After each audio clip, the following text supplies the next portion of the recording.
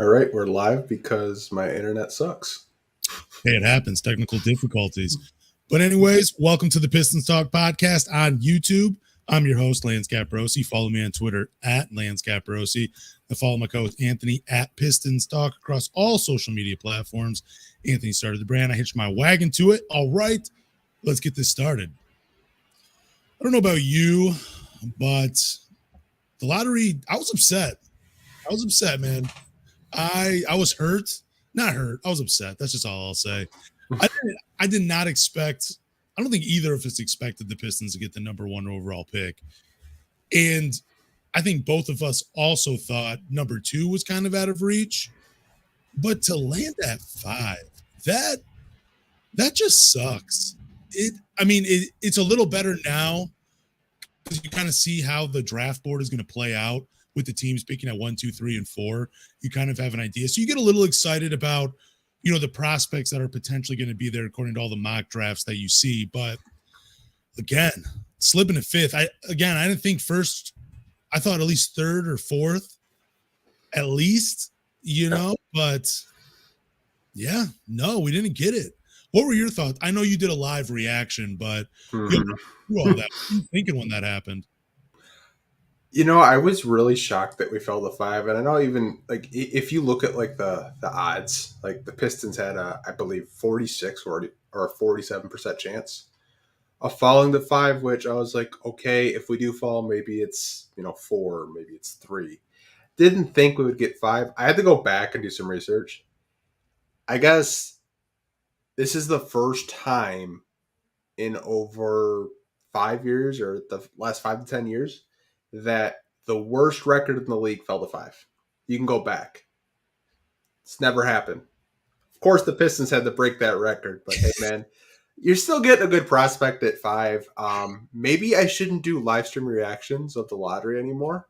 Maybe I just shouldn't do it. Maybe I'm bad luck. Or maybe it was me making fun of Charlotte for the past, every podcast, and they go up to 2. Or making fun of Dallas getting the 10th pick. Because if Dallas would have won the lottery, I would have said, yeah, it's rigged. Well, we both thought the number 1 pick was going to a Texas team. You thought San Antonio, I believe, and I had said Houston because we knew that Victor Wembanyama needs a big state. He needs a big place to play. He's a huge kid. He needs a big environment, and there's no bigger place than Texas. But I know the NBA lottery is not rigged. But, dude, when it happens this way, you kind of got to raise your eyebrows a little bit. Again, I'm not going to say that it's just weird that the ping pong balls happen to fall that way. And it happened to favor San Antonio. It's a generational big coming out of the draft. San Antonio's only had a tank for 1 year. Mm-hmm. And yeah, they get blessed with, probably the best prospect since LeBron James. And it just blows your mind how it works out that way. It's just, there's a part of me, a small part of me that's like, you know what? If I'm looking down the list, the NBA didn't want him to go to Charlotte because they want Jordan to sell that team, but then, and then Portland, they have a history of drafting bigs that just get injured. So you don't want them going there because in case you believe in voodoo or any type of bad luck. Houston, they're kind of I don't want to say a mess of an organization, but we all know what happened to Emi when he was in Boston. So I think it'd be tough for the NBA to reward a team after everything that happened with him, if that makes sense. But then, just in the Pistons, I knew they weren't going to get the number 1 overall pick. The NBA didn't want it. And I'm not making a case for it to be, rigged lottery, but again, it just makes you raise your eyebrows just a little bit that it happened to work out that way. I'm not upset that we fell. I'm not, because if you look at the teams in the top 5 of the lottery, the Pistons have more prospects. The Pistons in Houston, if you look at their young core, they have the brightest young cores out of everyone in the top 5. The Blazers, I have no idea what the hell they're going to do. I really don't. We're going to talk about it later. Reports are they want to trade the pick. Don't know if that's going to happen. It kind of reminds me when the Warriors wanted to trade a pick for a star. Didn't happen. They ended up having to draft James Wiseman. You know what happened there. But I think if you're a Piston fan, you're still getting a good prospect at 5. You shouldn't have, sour grapes. Would have been cool if the Pistons got Victor Wembanyama. Yes, of course, but like don't trip on it. San Antonio's second best player is Keldon Johnson. They're going to be in the top 3 lottery next year. They're a dumpster fire. Like they traded everybody. They traded DeJounte Murray. They traded basically their whole team to tank for 1 year. Like happy for San Antonio. They're a good organization. If you want to say the NBA is scripted, sure, go for it. I mean, I'm fine, man. Like initially, I was really pissed off last Tuesday, but I've had time to think. I think that there are a lot of prospects at 5 you could talk about, and I think the Pistons are going to get another good young player if they do decide to keep the pick, because there are reports of them wanting to trade up. There are reports of them trying to possibly trade that pick for a proven veteran. So I mean, there's a lot they can do at 5. I think if you're a Piston fan, don't stress over it, because we're going to get a good player, or we'll trade the pick. We'll get a proven veteran. I think if you're a Piston fan, you should just feel fine about it. There's nothing to try to like have these narratives with like, well, Charlotte didn't, or the NBA didn't want Charlotte getting it. I honestly don't believe that. If that was the case, why would they have the second pick? Well, I mean, because did you see that video where Mitch Kupchak was like, yeah, I think we're in a better position to draft for fit. And it's funny that they say that because they're not on the verge of being a contender or being a consistent play-in team. And I mean, you got a big personality in LaMelo Ball. You don't know what his future is with the team. And I don't know. It's just, I mean, like I said, I don't believe the NBA lottery is rigged or it's all scripted. It's just, again, it just makes you raise your eyebrow just a little bit that it just happened to be, because it's a perfect situation for Victor and the San Antonio Spurs. Like, and I mean, I'm happy for Victor. There's no better organization for him to go to. And he's going to be able to learn from Tony Parker, Tim Duncan, and Manu Ginobili. Mm-hmm. And the other guys that were part of those dynasties. Like, he's in a perfect situation. And, I mean, I'm happy for him. At the moment, I was just upset. And it just, but you're right. I mean, the Pistons drafting at 5, there's a real chance that they draft someone that's going, when we look back on it years later, that they probably should have gone in the top 3. It always happens in every draft. Someone gets drafted late, whether it's out of the top 10 or whether it's right there in the top 5 or somewhere in the middle. It's just, we always find that prospect that, was under everybody's radar. And, that guy could fall to the Pistons at 5. I love the prospects that are around there, because the way it's shaping out, it's Victor W., Brandon Miller, and Scoot Henderson at 1, 2, and 3. And then most mocks I've seen is Amin Thompson going to Houston at 4. So that leaves us with a nice, talented pool of prospects that we can pick from. But again, we never know how it's going to go. I'm just going off of mock drafts. But yeah, the NBA lottery, it's just, I don't think the Pistons got screwed. It was just upsetting at the moment. That's all it was. Yeah, I mean, NBA is not going to reward the Pistons for the way they played this year. You're not going to reward a team that shuts down half of their team in March. You're not going to reward a team for winning 17 games. You're not going to reward a team for playing like absolute dog shit and not competing at all. You're not going to reward a team for trading their third highest scorer in Sadiq Bey for James Wiseman. Like, the NBA has narratives and scripts, whether you want to believe it or not. The Pistons were not going to get rewarded for that. That's the sad truth. I mean, they rewarded San Antonio because they've been a good organization for over the last 25 years. They rewarded Portland because they don't want to see Dame get traded. They want to see the Blazers try to get Jaylen Brown, which I think that's probably what's going to happen. Because I could see the Blazers just trading for an OG Anunoby or Jaylen Brown. Like, there's just so many scripts and narratives. I think the Pistons will be fine. And I think if you're a Piston fan, you should be fine with it. Does it suck that we didn't, at least get a top 3 pick? Yeah, it does suck. But I trust Troy. I trust the draft process, because since he's, been the GM of the Detroit Pistons, the draft night is like his Super Bowl. He's so active. Like, I know we're going to have more than, the 5th pick and the 31st pick. We might trade our 2nd round pick and trade up into the late 1st round. You never really know with him. So I think this next, month is going to be very interesting, because we're going to start seeing, more reports of trades, workouts, all that stuff. So I'm excited for it, and I've moved past it. Do you really think the Pistons were like shamelessly tanking though this year? Because I felt like after Cade went down, it just kind of became a string of bad luck. Because then Isaiah Stewart got hurt. I don't know. And then, I mean, Bojan's injury, little iffy. Alec Burks, I know they shut him down towards the end of the season. But I felt like when other teams have tanked, it was a lot more blatant. I just felt like the Pistons hit a lot of bad luck early in the season. And then, there was really nothing to play for around, even before All-Star break. I didn't think it was shameless tanking by the Pistons, though. I thought the March roster that they put out there was pathetic. Like, yeah. like outside of Hamidou Diallo, I don't think Isaiah Stewart's shoulder was injured. I really don't. Okay. Like you see the you can go on Twitter and look at some of the rosters we're putting out. Under no circumstance, Jared Roden and Buddy Boeheim get playing minutes. Yeah. Like I said, it was shameless tanking. Like, they did it, when in 2021 when they were trying to get Cade, but they were competitive each and every night. This year we weren't competitive at all. We're getting blown out by 20, 30 points most nights. Yeah, but I just felt like it's because we were relying on so many inexperienced players, not just G League guys, but like, James Wiseman, Marvin Bagley was coming back from injury.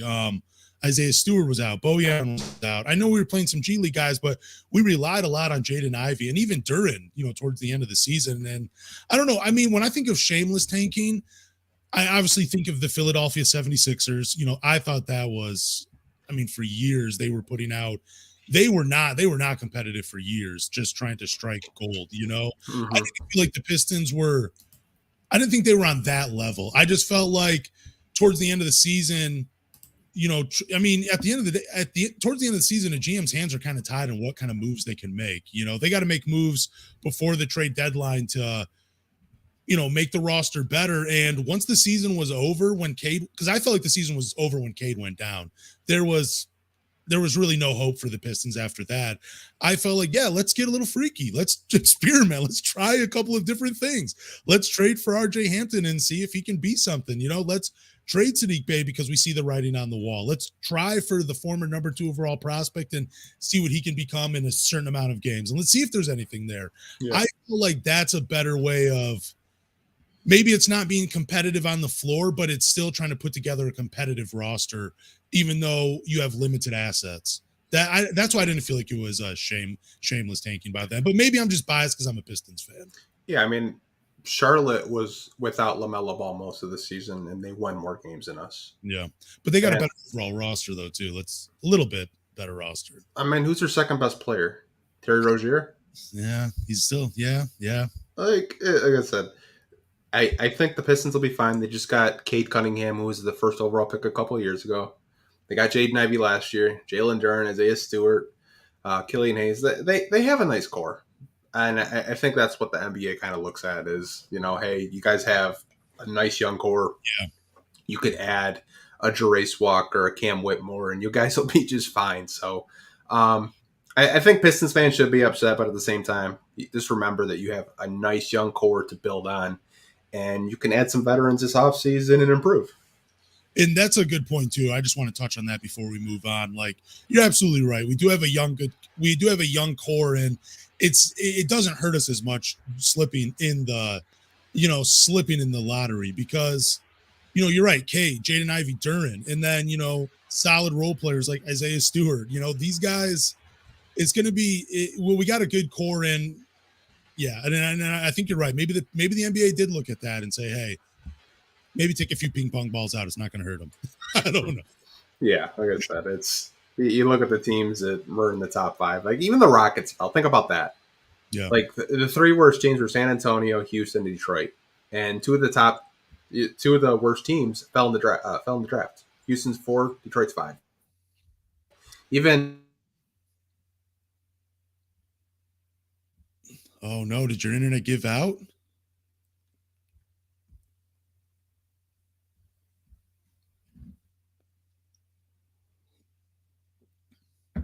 I don't know. Anthony's internet might have got out. This is a chance to screenshot for a meme. I don't know.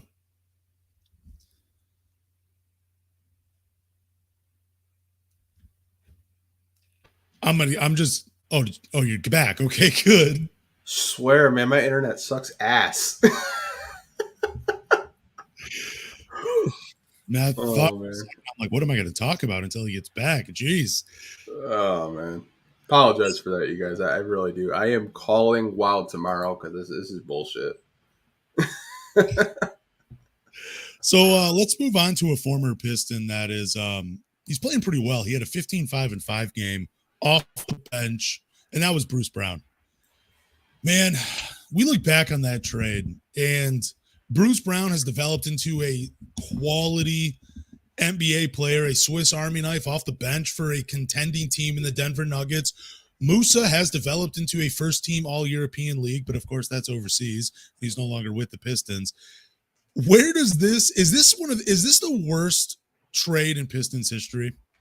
No, I think saying that would kind of just have be like recency bias. Yeah. I still think the worst trade in Detroit Pistons history is trading away Chauncey Billups for Allen Iverson. I think that was the move that I think when you talk to even a casual Piston fan, they'll say, dude, that was the worst move.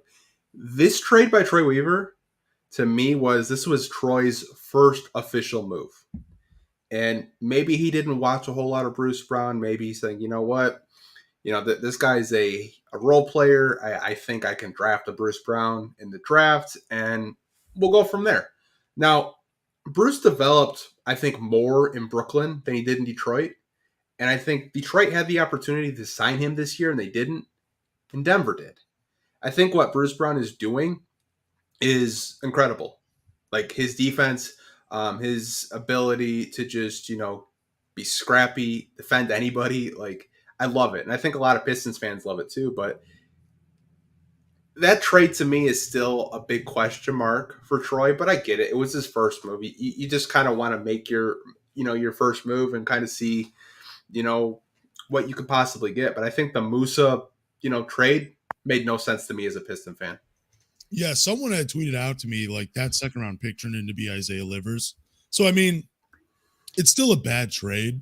I mean, you at least got a player out of it, I guess. But is there a part of you that thought maybe Troy Weaver traded Bruce Brown because Bruce Brown would have kept the team too competitive and they would have slipped further in the lottery? Here we are talking about the lottery again, because I always felt that way. I always said that Bruce Brown would be a much better player, more valuable to a contending team in a smaller role to show, because when he was the focal point, he was pretty inefficient. But when he's like that fifth, sixth guy, his game's a lot better.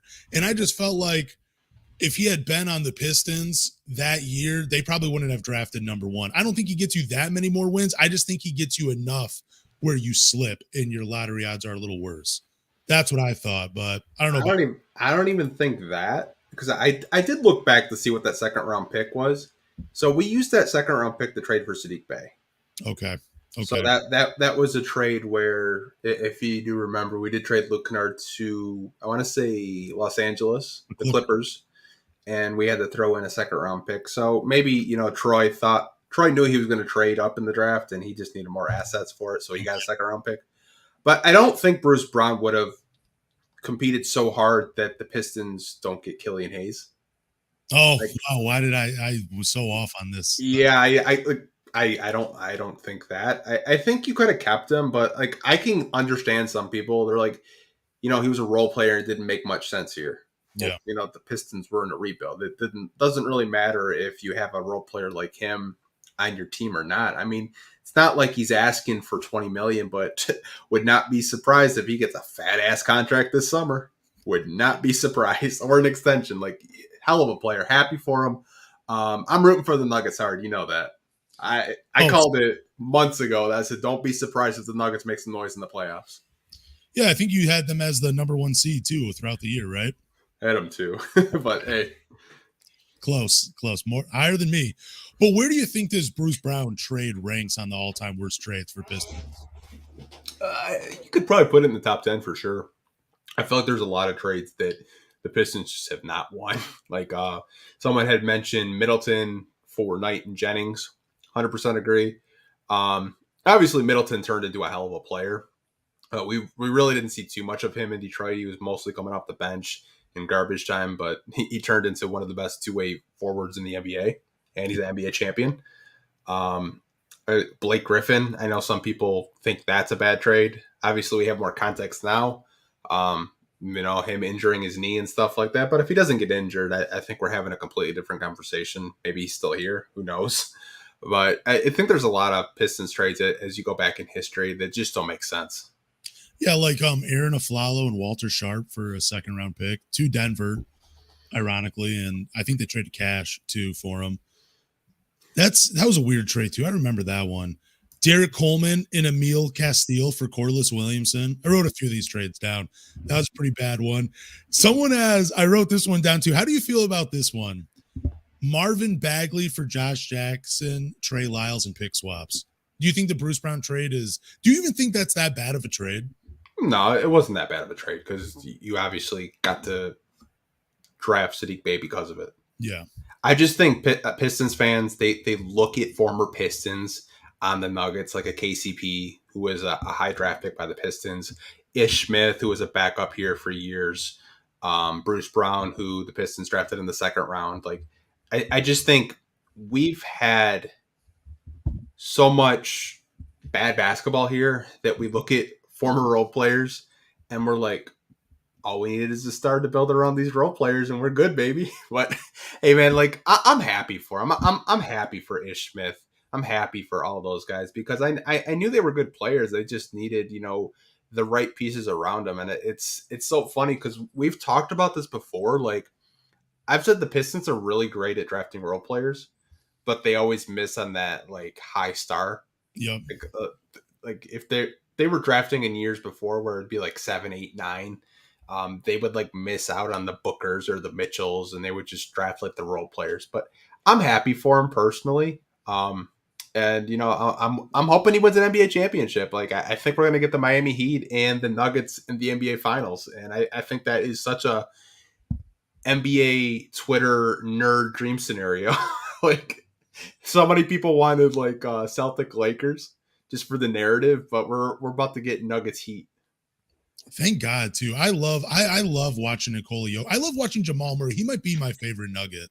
I love watching Jamal Murray play basketball, man. And I know he's been hurt. He played, I think, 69 games this year. Then he missed the season before with the ACL. And then he had like a 48 and 54 season before that. It sucks that he's in the Western Conference because, you got guys like De'Aaron Fox, like Steph Curry, some other point guards out there, Chris Paul, some bigger names that are always going to overshadow him. It's just unfortunate that we'll probably never see him in an all-star game, but he is probably my favorite Nugget. I love watching him play. And we're going to talk about another Denver Nugget later on, but let's move on I got a draft question for you. Okay. What's more important this year, drafting a 4 or a 3 in your opinion? Now that we're at 5, I think we can kind of talk a little bit kind of about position because, at that 5 spot, a lot of the guys are kind of in that same tier of basketball player. But what do you think is more important, power forward or small forward this year in the draft? I think you need wings. I love Jarace Walker. To me, I think if you ask me today, who you drafting at 5 is Jarace Walker. And I got a lot of flack for it. Like right after the draft lottery, I said, the Pistons should draft Jarace Walker. He just feels like a Piston to me. But I think you can have a conversation with a small forward like a Cam Whitmore because you look at his tape and it's explosive, it's offensive. And I think in today's NBA, you have to score the basketball. But if you ask me what's more important, I'd probably say small forward because your only small forwards on this basketball team are Isaiah Livers. And if you want to put Hamidou Diallo under that category, I view him more as a 2 personally, like a 2-3 combo. But I would probably say small forward's more important. But it all depends on the draft board. Like if a Thompson twin falls, then I'm like, maybe I go for that. But me personally, I would probably go with the small forward.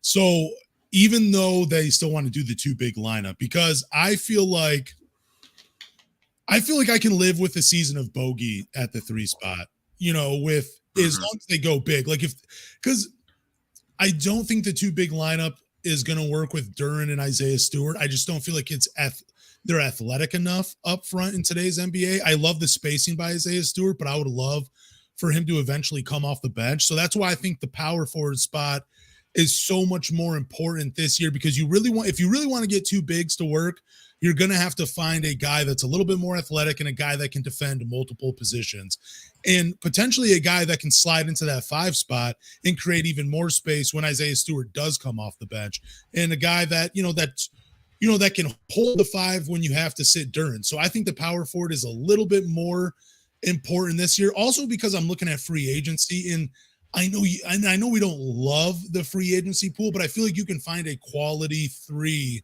that can help you win next year, that you can actually save this pick and draft a 4 and maybe, push that and maybe see if that 2 big lineup works. So that's my thinking. But again, I don't disagree with you either, because we do have a glaring hole at that 3 spot, and we could definitely use some athleticism like a Cam Whitmore or like a Thompson twin, or maybe even like an Anthony Black at that 3 spot.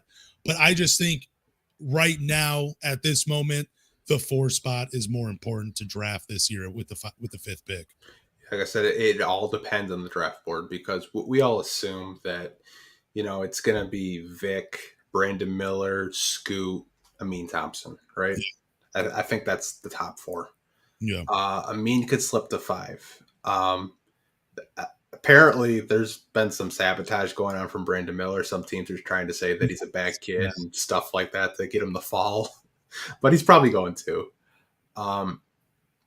It's hard because, like, Jerace, to me, I think he's more of a traditional 4. I think he can play 3, but I think his bread and butter is at that 4 spot. And I think it can work with Isaiah Stewart. I think that's why you would draft a Jerace Walker, because you could insert a Jerace Walker and Jalen Duren as your 4-5, and you could have a James Wiseman and Isaiah Stewart off your bench. Yeah. I talked about that last month. Like, if you wanted to do the 2 big lineup, the prospect that makes the most sense is Jerace Walker. Yeah. At 5. I mean, I like, I love him, and I love Taylor Hendricks too. Like, that's a guy that I feel like has been climbing up boards, and I talked about him a few podcasts ago, and I really like him. I mean, maybe 5 might be, to some fans, that might be a little high for him, but maybe you could trade back to like that 7 spot, collect an asset or 2, and then draft him at 7. I don't know, but I just feel like I said earlier, I'm okay with Bogey playing the 3 for a season. As long as Isaiah Livers is healthy, I'm all right with him at the 3 spot too, because I feel like when this team is healthy, and his game is going to look a lot better. So I'm not as worried about the 3 spot, but at the 4 spot, I just am, because like, we got Duren solidified at the 5. There's no doubt about that. And Isaiah Stewart, he is a good 4-man, but I feel like his role is better off the bench, because I just think he's so limited due to his athleticism, but he's still a good, talented player that, he could be like a Swiss Army knife for him. And he has a great attitude where he would probably accept that role and still go out every single night and go as hard as he can for your team. Like, it doesn't matter what role he plays in. That's what it feels like. But there's a huge drop-off between Duren, Isaiah Stewart to Wiseman and Bagley. I feel like there is a big drop-off. Like, James Wiseman and Marvin Bagley, great, they're talented players, but they have a lot of glaring holes in their game. So I just think that's why that 4 spot is just so important. Yeah, I think having James Wiseman and Bagley on the team is redundant. I think they try to move Bagley personally. I think they're higher on Wiseman. But that's going to be really hard to move that contract. Like I said, I think we're one of our topics we have is, our top 5 players at 5, and we'll get into that. I know a lot of people they're mentioning how come we're not talking about Taylor Hendricks. Trust me, we're going to be talking about him later in the podcast, because he was in my top 5. So just want to assure the people that we're not forgetting about him. I think he's nice. I think he's definitely a possibility at 5. I was going to say, I've brought up Taylor Hendricks a few times, and like, I love Taylor Hendricks, man. Come on. We can move on to news though. For sure. So Tom Gores was not impressed with the coaching candidates. And I don't know. Do you think, I'm just going to ask you this question real quick before we get into this.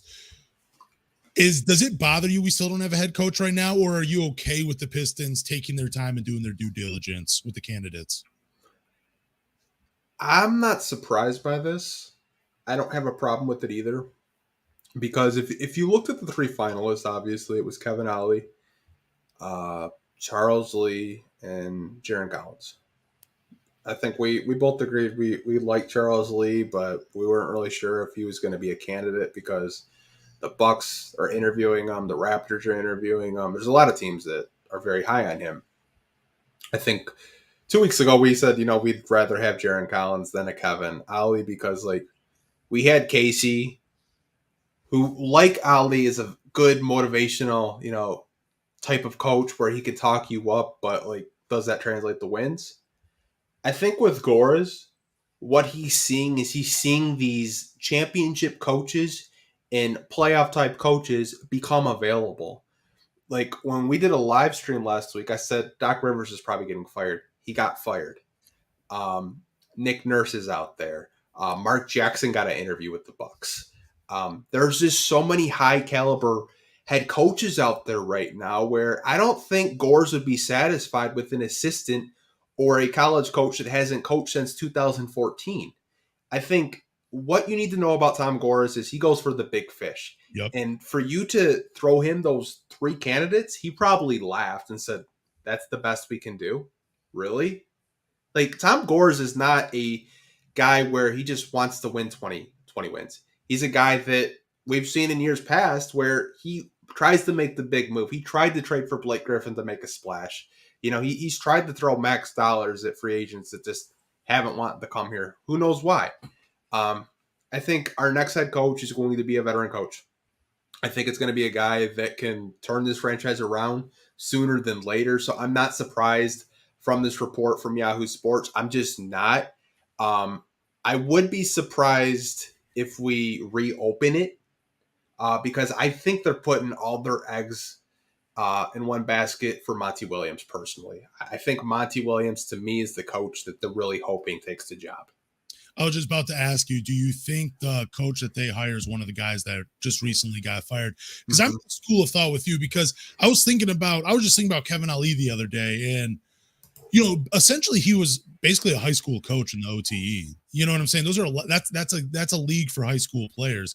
So even though he did win a national championship at UConn and he has that experience and he's been around the NBA for such a long time, we're talking about a big jump here. We're talking about going from high school basketball essentially to the NBA. That's a huge leap no matter what. Even if you are coaching potential NBA players like he was with the Thompson twins.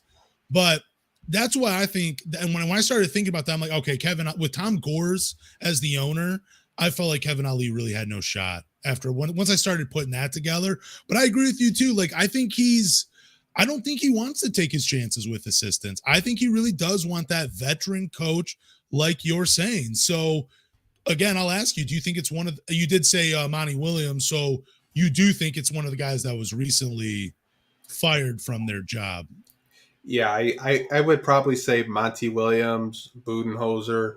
I don't want Doc Rivers near my franchise, but I'm sure he'll be into consideration. Wouldn't surprise me if you see Mark Jackson's name float around, even though Milwaukee did interview him. He got an interview last year with the Kings. He was a finalist with Mike Brown last year. If people don't remember that, I have like a memory like a freaking elephant. I don't know how I remember everything, but I do. I just think it's going to be a veteran coach that's been there before that knows how to be disciplined, preach defense, and preach togetherness. And I think all of those coaches can do that. It just depends if they want to go from, a playoff team to a rebuilding team on the come up. That's why I mentioned Monty Williams, because he's done it before. He did it with Phoenix. Phoenix was in the gutter. Monty gets there. They're a playoff team. He won coach of the year, and they were a top 4 seed, ever since he was there. So I think Monty to me would probably be number 1 on my board just because he's been there before. He's done it. He's been on a bad team and he turned them into a relevant team. So for me, that's probably who I would go with. I know there's other fans out there that they're really hoping Mark Jackson, or I see a Sam Cassell once in a while, which I think he could possibly be the new Sixers coach. Who knows what's going to go on there, but I don't know about you. Like, I haven't really asked you, like, if you had to pick a veteran coach, like, which one are you leaning towards? Because I know I've said Monty Williams. I haven't really asked you what you would want. I mean, we talked about it. I don't know if it was last podcast or two. It might have been last podcast. It's actually got someone sending me a message about how to pronounce his name, but I like Monty Williams. I liked him as well because what we were saying, he took a laughing stock of an organization, the Phoenix Suns, and took him from 19 wins to I think 33 his first year there, and then he did get to the NBA Finals. But then you look at the development of guys like Devin Booker, Mikal Bridges, Cam Johnson, DeAndre, and even Cameron Payne, who was, 1 foot overseas and with 1 foot in the league, and now he looks like a decent backup point guard. So I love Monty Williams. I would love him in Detroit. But let me ask you this: with the success of the Miami Heat and how they're 2 games away from the NBA Finals, do you think Chris Quinn is in play at all? Because he's going to be a hot name once their season ends, whether it's with a win in the championship, or they lose out, whether it's now in the Eastern Conference Finals or in the NBA Finals. I think he's going to be a hot name. Do you think the Pistons throw their hat into that ring for Chris Quinn just because of all the success Miami has had recently? I mean, there were talks earlier last month that Chris Quinn was in consideration, but this is what you have to ask yourself. Does Chris Quinn want to go from Miami, Florida to Detroit, Michigan? This is true. Personally, if I was Chris Quinn, I would be an assistant on the Miami Heat. Yeah, I agree. I love Michigan, you guys, but you got to take the weather into consideration. And you got to take it, like, if he were to fail, he's probably not really going to be in high regard like he would be right now. And you see Coach Spo go to him during timeouts consistently.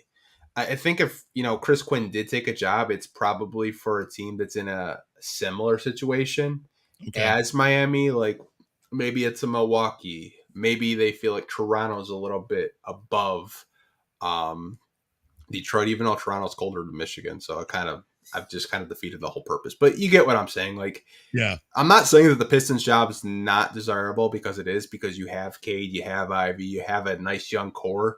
I think you just need a couple more veterans to teach these kids how to win, and they'll be, fighting for that play and fighting for that, 7th, 8th seed. I think there's potential there, but that's the thing you have to ask yourself too, is do these coaches want to come into a situation that isn't the most attractive in terms of, like, Milwaukee's a championship team, our championship level team. Philly's a desirable job. You got Joel Embiid. Who knows what happens with James Harden and all those guys over there. But I think Detroit it's a hard job to take on, because you just don't know, what's going to happen. Like, you don't know how patient Gorse is going to be. With him, kind of stripping, like, the three finalists, not being impressed, then I would have to guess that he's not happy with all this losing. He wants to get back to winning eventually. So those are just the questions you have to, like, kind of keep telling yourself, like, how desirable is this job actually? Well, I mean, it's less desirable when you have Tyrese Maxey, who is apparently a better player than Cade Cunningham. Oh, so, bro, I'm still getting notifications on that. Yeah, that is. Oh my god! We should talk about that towards the end of the podcast. That was such a funny. I'm not going to throw that guy's. I don't want to give him any credit. I don't want to just throw his name out there, because today's age, bad publicity is good publicity. But we'll get back to the coaching talk. We got one more piece of news for you guys. Pistons, Bucks, Raptors are expected to pursue Monty Williams as their next head coach. How would you rank those destinations? I mean, I think it's fairly obvious, but how would you rank those destinations from best to worst?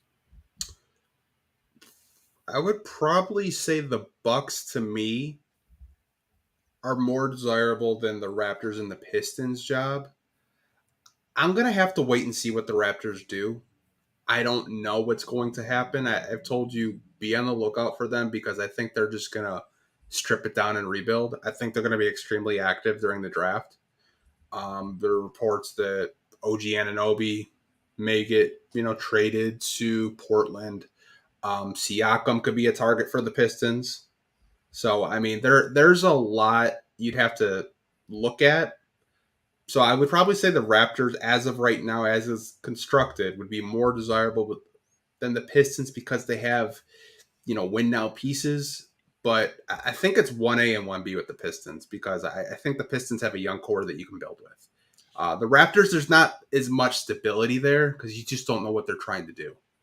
Yeah, and I feel like, I mean, I really do like how the Raptors are constructed. I like OG Anunoby. I like Pascal Siakam. I like Fred VanVleet.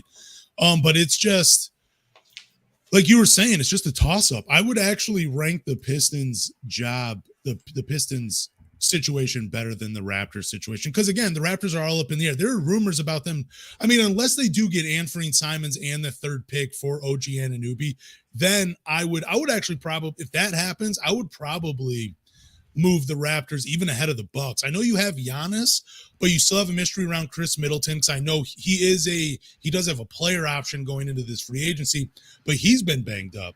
And I mean, you just lost into the first round against the Miami Heat. So who knows how many changes are coming to that roster. And plus, Giannis, he was kind of flirting with the idea, even the hypothetical of like going to Golden State. So, who knows? Maybe since he won in Milwaukee and got paid and won a handful of accolades, he might just be like, hey, let me drive off into the sunset and win a few more. So I would say right now on paper, Buck situation is great because Giannis still is there. But, how does that team look a year or two from now? So that I would rank the Pistons a little. That's why I'm ranking the Pistons a little higher than the Raptors. And I still have the Bucks number one because, again, a Giannis. But I think if you're a head coach, you got to be looking at that Pistons roster and thinking, look, I have a chance to grow with this team for at least a couple of seasons because everybody's still under contract. And there's a little bit more cap room. They got a top 5 pick. They have an owner that's willing to spend money, and they have a GM that has identified talent and is trying to build a winning roster, not just for next year, but for years to become. So I don't know, man. I might be talking myself into the Pistons situation, but again, this is a Pistons podcast, so I should be talking to myself into the Pistons situation. Yeah, I feel like if you look at like cores and like long-term future, the Pistons are number one. Because if you look at the Raptors, Scotty Barnes, like Malachi Flynn, like there's not like a whole lot there. The Pistons, like I've told you, they have building blocks with Cade, Jaden Ivey, and Jalen Duren, and possibly a 5th pick that you could add into that. So I think if you're looking for more long-term success, like Monty Williams, if he were to coach again, he probably wants a 5-year contract. And I could say the Pistons will be in better position, like talking myself into, ranking the Pistons 1. The Pistons will be in better position because they're going to have a core that has grown and probably developed more over the years, progressed and gotten better. So that's how you could probably sell to Monty saying, hey, our core is still on rookie deals. We can grow with this core. We're going to have another top 5 pick. We're going to have $30 million in cap space to play with. We have tradable assets in Bojan and Alec Burks that has a club option. We have flexibility. So I think, when you look at that, the Bucks don't really have cap flexibility, and they're going to get fucked up the ass with this new CBA. Do they? I'm telling you, if you have a max player on your roster with this new CBA, like the NBA is penalizing teams like the Warriors and the Bucks. Like they're going to be screwed. It's going to be crazy. There's going to be so much superstar movement now. You're not going to see these super teams really being created anymore because the way the new CBA is constructed, the teams that have like high salary caps are just going to get screwed. I know. And then and then based on how they get, if they make an all NBA team, their contract even goes up more, which is, I mean, dude, you might be playing. There's a real possibility that a team is paying 2 guys that have contracts over 200 and something million. You know what I'm saying? Like Celtics. Yeah, exactly. Jaylen Brown and Tatum. Like that is a crazy situation to be in. That's why I also think expansion is coming into the NBA because the NBA is just so talented right now that you're looking at teams that essentially some of them even have like almost 2 starting lineups that they have guys that could start in other teams. But I think one more thing we're overlooking with a coach coming in with the Pistons being a great destination is the most pressure you're going to face is trying to win 30 games because we haven't had it in years. And you're only trying to get into the play-in. We're not asking you to be a top 4 team in the Eastern Conference right away. We're just saying, hey, dude, give us a shot to be a play-in team. Let us get a taste of the playoffs. So I think if I'm a coach, I look at the Pistons situation, and again, I'm talking myself into it. That might be potentially the best situation.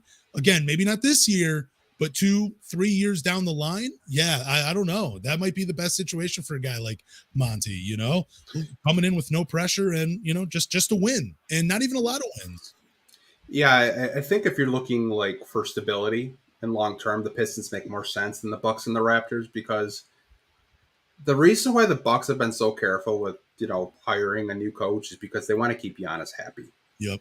And that's why there are reports of possibly having Charles Lee to take that job. But Jake Fisher reported that they'll probably make a decision by the night who their next head coach is, and it could be Nick Nurse.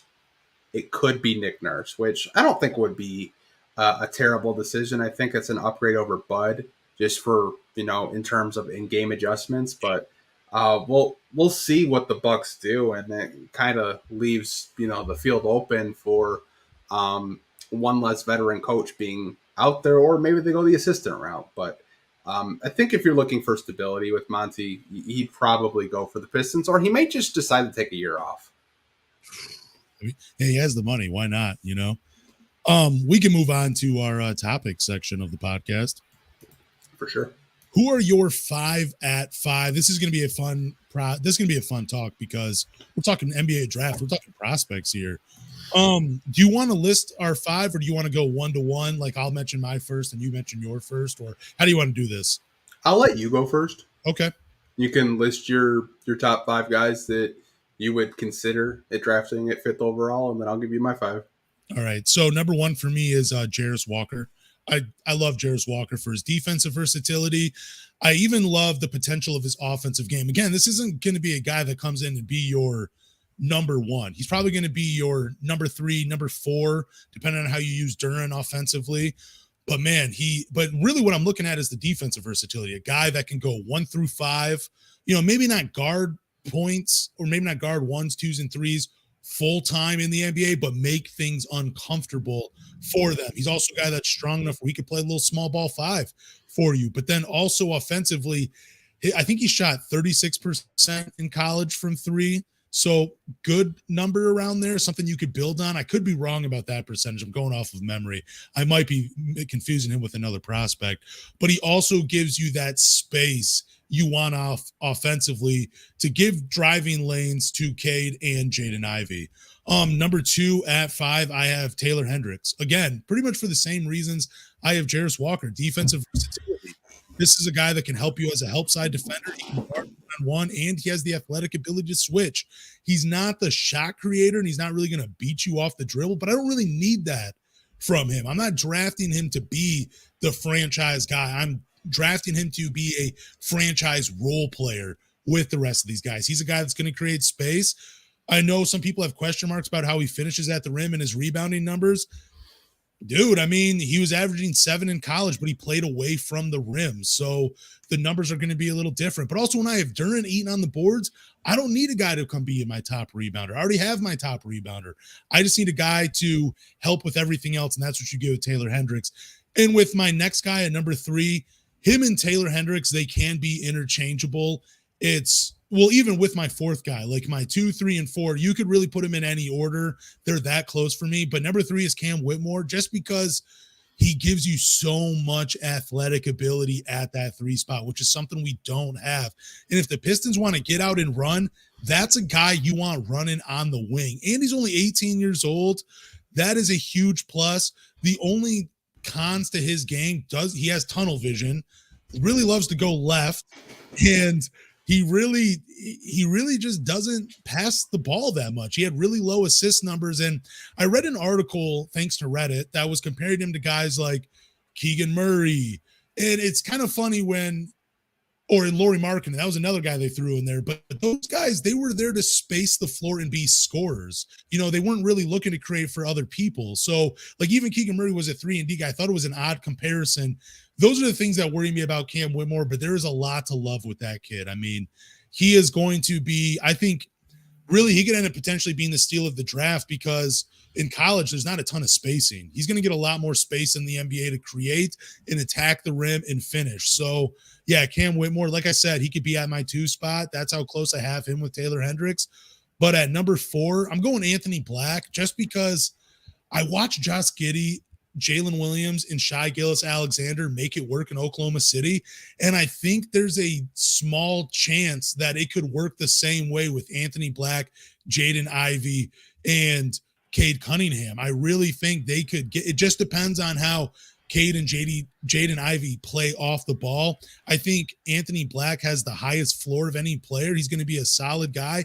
Even if he doesn't reach his ceiling, he's still going to, you could think of him as like, he could be a Josh Giddey or even a Kyle Anderson. If he's a Kyle Anderson, yeah, it kind of sucks that you're drafting him at 5, but that's still a solid player, that can help you win. Look what he did for every team he's been on. So, yeah, Anthony Black, he would be my 4th. And then, I have a Stuart Thompson at number 5, just because great athletic player. He is 20 years old.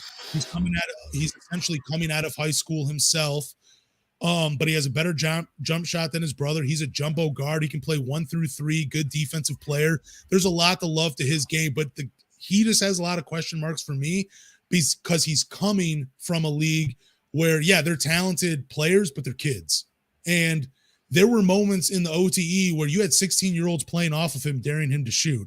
That doesn't look that good to me. So that would be my 5 at 5. Yeah, my 5 is going to be a little different. I actually have someone in here that you didn't, which I'm happy about. So no particular order. I don't want to rank these guys because I know, our chat section will probably just go off the roof. So I have Jarace Walker, like I told you, at 5. I think I see the comparisons with a lot of Pistons fans saying he's just Isaiah Stewart. I think when Pistons fans look at Jarace Walker, they see the haircut, they see the shooting motion, and like he's an Isaiah Stewart. I want fans to look at his high school tape. If you watch him in high school, this guy can pass. Yeah. Like, he's a good passer. He didn't really get to show it too much at Houston. But I think why I would like him is his defensive versatility. He's quick enough to stay in front of guards. He can switch with the 3 and 4s. And his rim protection, I absolutely love on the help side. I love him at 5. He just seems like a Troy Weaver guy. He seems like a Detroit Piston. Just a good kid, 6'8", 240. He's already built. I think the only concern you really have with him is, can that jump shot be consistent? Yeah. And that's okay, because all these players, past like 2, they're going to be flawed. Each of these players have their flaws, and that's completely fine. We can have a debate which one is, best suited for the Pistons. But for me, Jarace would be really high on my board at 5. 2, I got Cam Whitmore. I think Cam Whitmore, if you're looking for a guy that is just a good 3-point shooter, good feel for the game, just probably the best offensive player that you could probably get at 5. I could see him running in transition with Jaden Ivey and Jalen Duren. I could see him catching lobs. I could just see him just being an average defender. Like, he's not a lockdown defender by any means, but he's not a bad defender. He's a good player. I think Cam Whitmore makes a lot of sense for the Pistons if they're looking for a guy at 5 that can just plug and play with Cade and Ivey and just immediately contribute on the offensive end of the floor. I feel like if you value offense more, you'd probably go with Whitmore, but he's a good choice to me. The only thing I have concerns with Whitmore is his processing, in terms of sometimes he'll make a play or try to make a pass and the play's just not there and it just turns into a bad turnover. And that's something you could work out by watching film. Like I said, all these players are flawed. They all have their flaws. So I like him. I think offensively there's so much to like with him if you just watch the tape at Villanova. Really good prospect. Number 3, I got your guy Taylor Hendricks. Nice. I think Taylor Hendricks, a lot of Pistons fans, I see like the very knowledgeable Pistons fans mention Taylor Hendricks, and I can understand why. He's just a guy that if he hits his ceiling, watch out, because there's so much there to like with the kid. Like Jarace Walker, he's got good size to him. He can hit that 3-point shot.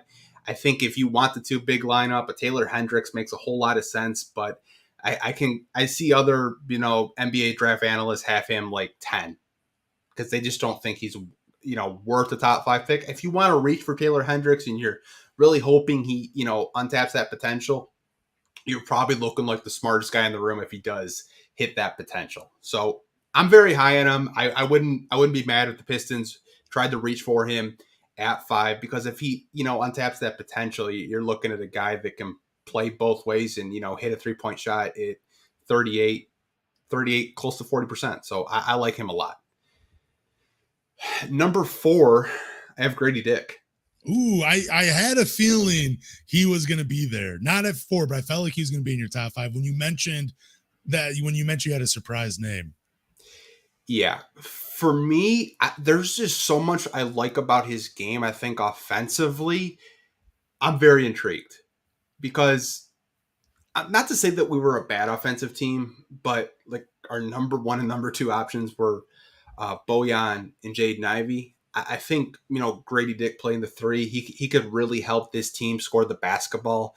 And I just like the way he can get to his spots and just, hit that 3-point shot. Now, taking him at 5, you're probably thinking I'm a crazy person. I've been called a crazy person in the past, but more often than not, I'm right. I just like him a lot. I think there's a lot there to like if you're a Piston fan. I encourage Pistons fans to go watch the tape on him. There's a lot to like with his game. And my last but not least, I do have to mention Anthony Black. Now, I'm not as high on Anthony Black as some Pistons fans on Twitter, like yourself. I see Wes all the time rave. I swear, I see one Anthony Black tweet from him a day. I swear. He just put his flag in the Anthony Black camp, and I can see why. I think he's closer to a Justice Winslow than he is a Josh Giddey. Interesting. And there's nothing wrong with that. Coming out of the draft, during Justice Winslow's draft, a lot of Pistons fans wanted him. Yep. There's defensive versatility there. I think he could guard up to 3 positions. The only thing you worry about with him is, can he put it together on the offensive end of the floor?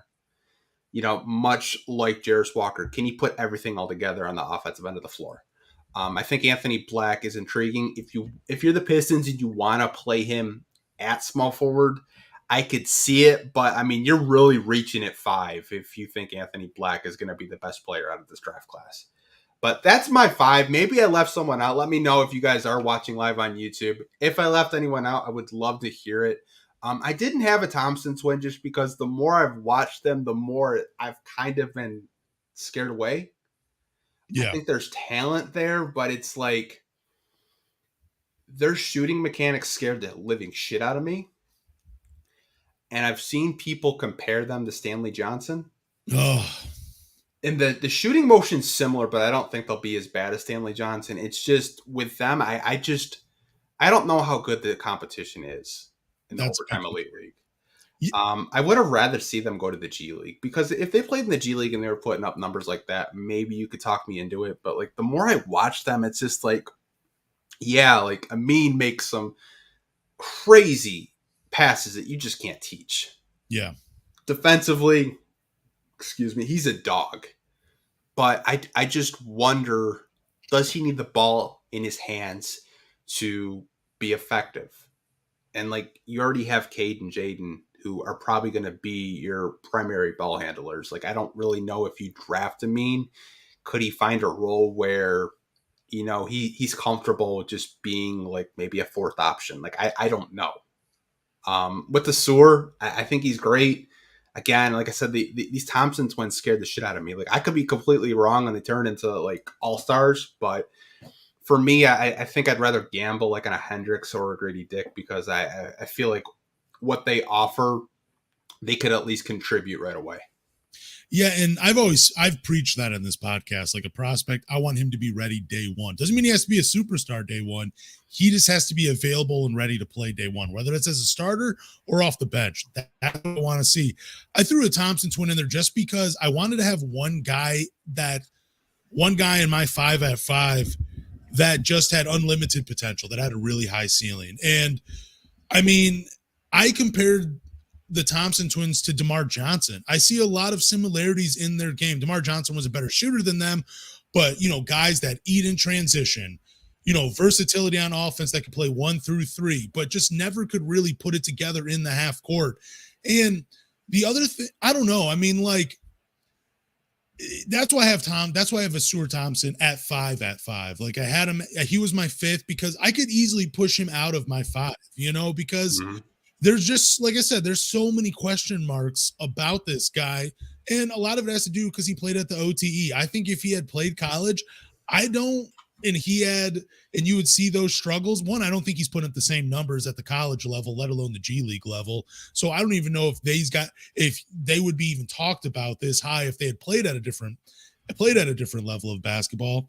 But again, I mean, it's the draft. Like there's a part of you where you have to draft a guy that has an incredibly high ceiling if he's available, because you're pretty set at other positions. Like I don't want the Pistons to gamble. I'd rather have them go for a day one guy, but I wouldn't blame them for gambling with a guy that could potentially be a franchise player. You know what I'm saying? Yeah. So I get it, but I want to throw one more name in there, and that's and I don't think he'd actually be. I don't think they would draft him at 5. But a guy that I do like for the Pistons is Keontae George at Baylor, man. And I know I talked about not drafting another guard, but he's a guy that can play off the ball. He doesn't need the ball in his hands. He can have others create for him. He can do a couple of other things. He's like an Eric Gordon, like, yeah. So I don't know. He wouldn't be available. You're not drafting him at 5, but if the Pistons were to trade down because he had like a great workout or something, I wouldn't blame him because I think he's pretty talented too. I think if they trade up, 2 names that apparently that they're interested in is Gigi Jackson from South Carolina and Jordan Hawkins from UConn.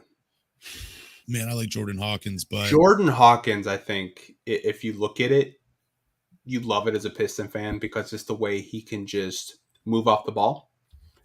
But we probably aren't taking Keontae George at 5. We're not taking a Gigi Jackson at 5. We're not taking a Jordan Hawkins at 5. But those are the type of guys where you kind of look at it and it's just like, knowing Troy Weaver's track record, we're probably going to draft 2 first-round picks again. And I think those are the guys that I saw during some NBA Combine articles that Gigi Jackson has impressed, a lot of teams in the late first round. Same with Jordan Hawkins. I think he'll be either a late lottery or a mid first round pick. I think Keontae George will be a lottery pick, but I think he'll be like a later lottery pick. But I think those are the guys that you're probably looking at if you're a Piston fan, because I don't think they keep 31. I personally think they're just going to trade up to try to get something else, because I think there's a lot of talent in this draft that, outside of Victor, outside of Scoot, outside of Brandon Miller, there's a lot of talented players in this draft that I think that could help the Pistons immediately. I looked at Jordan Hawkins, but I really wanted James Bouknight, and I still don't know what James Bouknight is in the NBA. Maybe because, he only played 15 minutes per game this year in Charlotte, but why wasn't he getting minutes in Charlotte? You know what I'm saying? Like, I love UConn players. We won a championship with Rip Hamilton. He's from UConn. Ben Gordon, he was great in the NBA for a little while before whatever happened to him. So, there have been and Ray Allen, there have been some great UConn guards, but recently, man, James Bouknight, Jeremy Lamb, he was solid, but, he wasn't, he wasn't like the other great UConn guard. So, I don't know. I don't want to be like saying because of history, I would stay away from Jordan Hawkins. I do really like his game, but for some reason, UConn guards as of recently have not really translated to the NBA, besides from Kemba Walker. Like, Kemba Walker he was unique, but that 2 spot, they really haven't played the well. But I do like Jordan Hawkins' games. And again, if the Pistons want to trade back into the first round and draft him, I'm going to clap. I'm not going to be mad about it because I do like his game. But it's just, with watching James Bouknight, I don't know. I'm a little scared of drafting a UConn guard. Yeah, like with Bouknight, I could tell you the reason why he doesn't play a lot in Charlotte was conditioning. And then he had some off-the-court stuff that he was going through, and that's why he was in the G League. Which, hey, that happens. Yeah, it does. Jeremy Lamb was a good role player, a decent role player. Yeah. I think Hawkins, why I would be higher on him than recent UConn guards is watching the tournament. There was just some of the things that he was doing that I think could translate to the next level. And I think the Pistons need a guard like that off the bench, right? Like, we have Alec Burks, but he's not going to be here forever, Like, just think of all the stuff that Alec Burks could teach Jordan Hawkins in practice. Exactly. That's a great point. It really is. Man, you're right. Because when you watch Jordan Hawkins play, you see a real role for him in the NBA. Like you're saying, as as a flamethrower off the bench for teams, man. He really knows how to fill it up, and he's coming from a great college, a great program in UConn. They have a great history. So, and yeah, being able to learn from Alec Burks, I think there are some similarities in his game to Alec Burks where he could learn from him. I even think Grady Dick would be a great choice because you have Bojan. He could teach him. I feel like similar metrics, maybe even similar games, so it would be interesting with either of those names. Man, with Troy Weaver at the helm, you just never know what's going to happen. It's so exciting. It's just so exciting. Yeah, I mean, we did the draft last year live, and we were freaking out when we got Jalen Duren. We're like, dude, what? We got another pick? Like, hopefully we can do that again this year, where we do live stream the draft, because that was a lot of fun. But yeah, like I said, I would not be surprised if the Pistons take a swing at 5 and they try to trade up again in the first round to try to draft another guy to complement the bench. All right, let me ask you this. If I've been watching a lot of Michael Porter Jr., as so many other basketball fans have, would you offer the Nuggets a trade packaging featuring the 5th pick for Michael Porter Jr.? He's on a 5-year contract, $35 million a year. The 5th year, though, is partially guaranteed with incentives. I think he's only set to make $12 million guaranteed in that 5th year of his contract. So I'm gonna just turn it over to you. How does that sound to you, hearing trading the 5th pick for a Michael Porter Jr.? I wouldn't be too excited about it. Really? Okay. How come? Because the only thing Michael Porter Jr. can do is score. And it's like, not to say he's a bad player, because he's not. I just worry about the injury history. Okay. Coming out of the draft, the guy they basically told us that he had no spinal column. Like, his back was really bad. The injury risk would be a huge red flag if I'm a Piston fan. I would not be opposed to trading the 5th pick for a player that is similar to him, but I would need a guy that's more two-way potential, right? Like Porter, it's just when he's not scoring, what else is he doing? Yeah, that's I often say that on this podcast too. If you're not, if you're a scorer, what else are you bringing to the team? I don't know. I think I would. If Troy Weaver doesn't love anybody with the 5th pick and you could get a guy of his caliber, I don't know. I think you kind of have to pull the trigger on it, man. And just because the contract is kind of big, $35 million a year. He would definitely be, I believe he would be our highest paid player on the team at that time, but it doesn't hurt you as much just because there's so many guys on rookie contracts. And he is a talented player. I mean, his, second season, technically his 3rd season, when he was his 22-year-old season, he averaged 19 and 7 with 1 assist, 1 block, and 1 steal per game if you're rounding up. So there might be a little defensive potential, but you're right. His game is definitely built on the offensive side. But man, it's hard to pass up a guy that's 6'10" and can play the 3 spot for you, because I think his game fits with Jaden Ivey and Cade Cunningham. And I just think he's one of those guys similar to Jeremy Grant where he might just want a larger role on a team. Mm-hmm. Yeah, like I said, I would be very hesitant to trade for him just because the injury history and he's a one-dimensional player, and that's fine. But like I said, if you're trading the 5th pick, it's got to be for a guy that's a little bit more proven.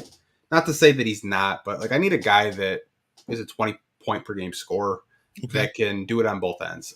I like him. I did see you put this in the prep sheet, and I was just like, I looked at his contract and I'm like, fuck no. But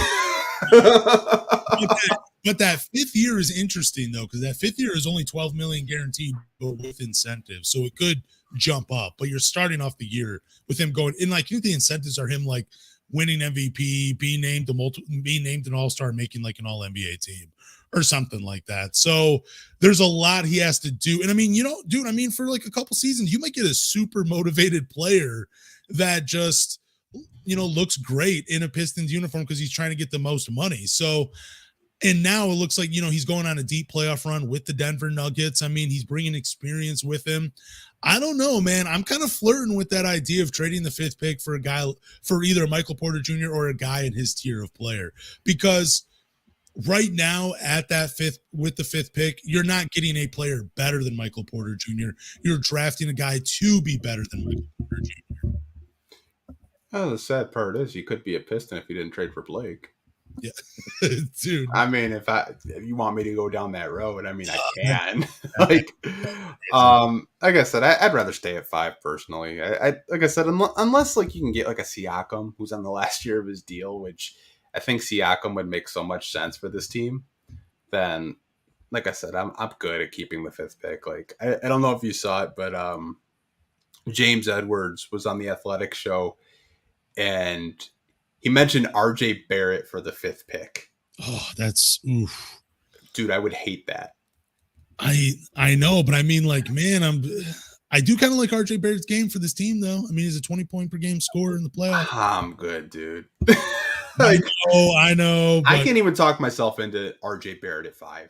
Okay. Like, unless you, I know you're not getting Mikal Bridges because guy's he's going to be a star. Yep. Like, I think he's just going to cook next year in Brooklyn. OG Anunoby, it's a pipe dream. I'm hoping it happens, but I don't know. Unless you throw in a couple more picks to Toronto, they're probably not really getting too excited about it. Feels like OG's probably going to go to Portland, which, hey, good luck.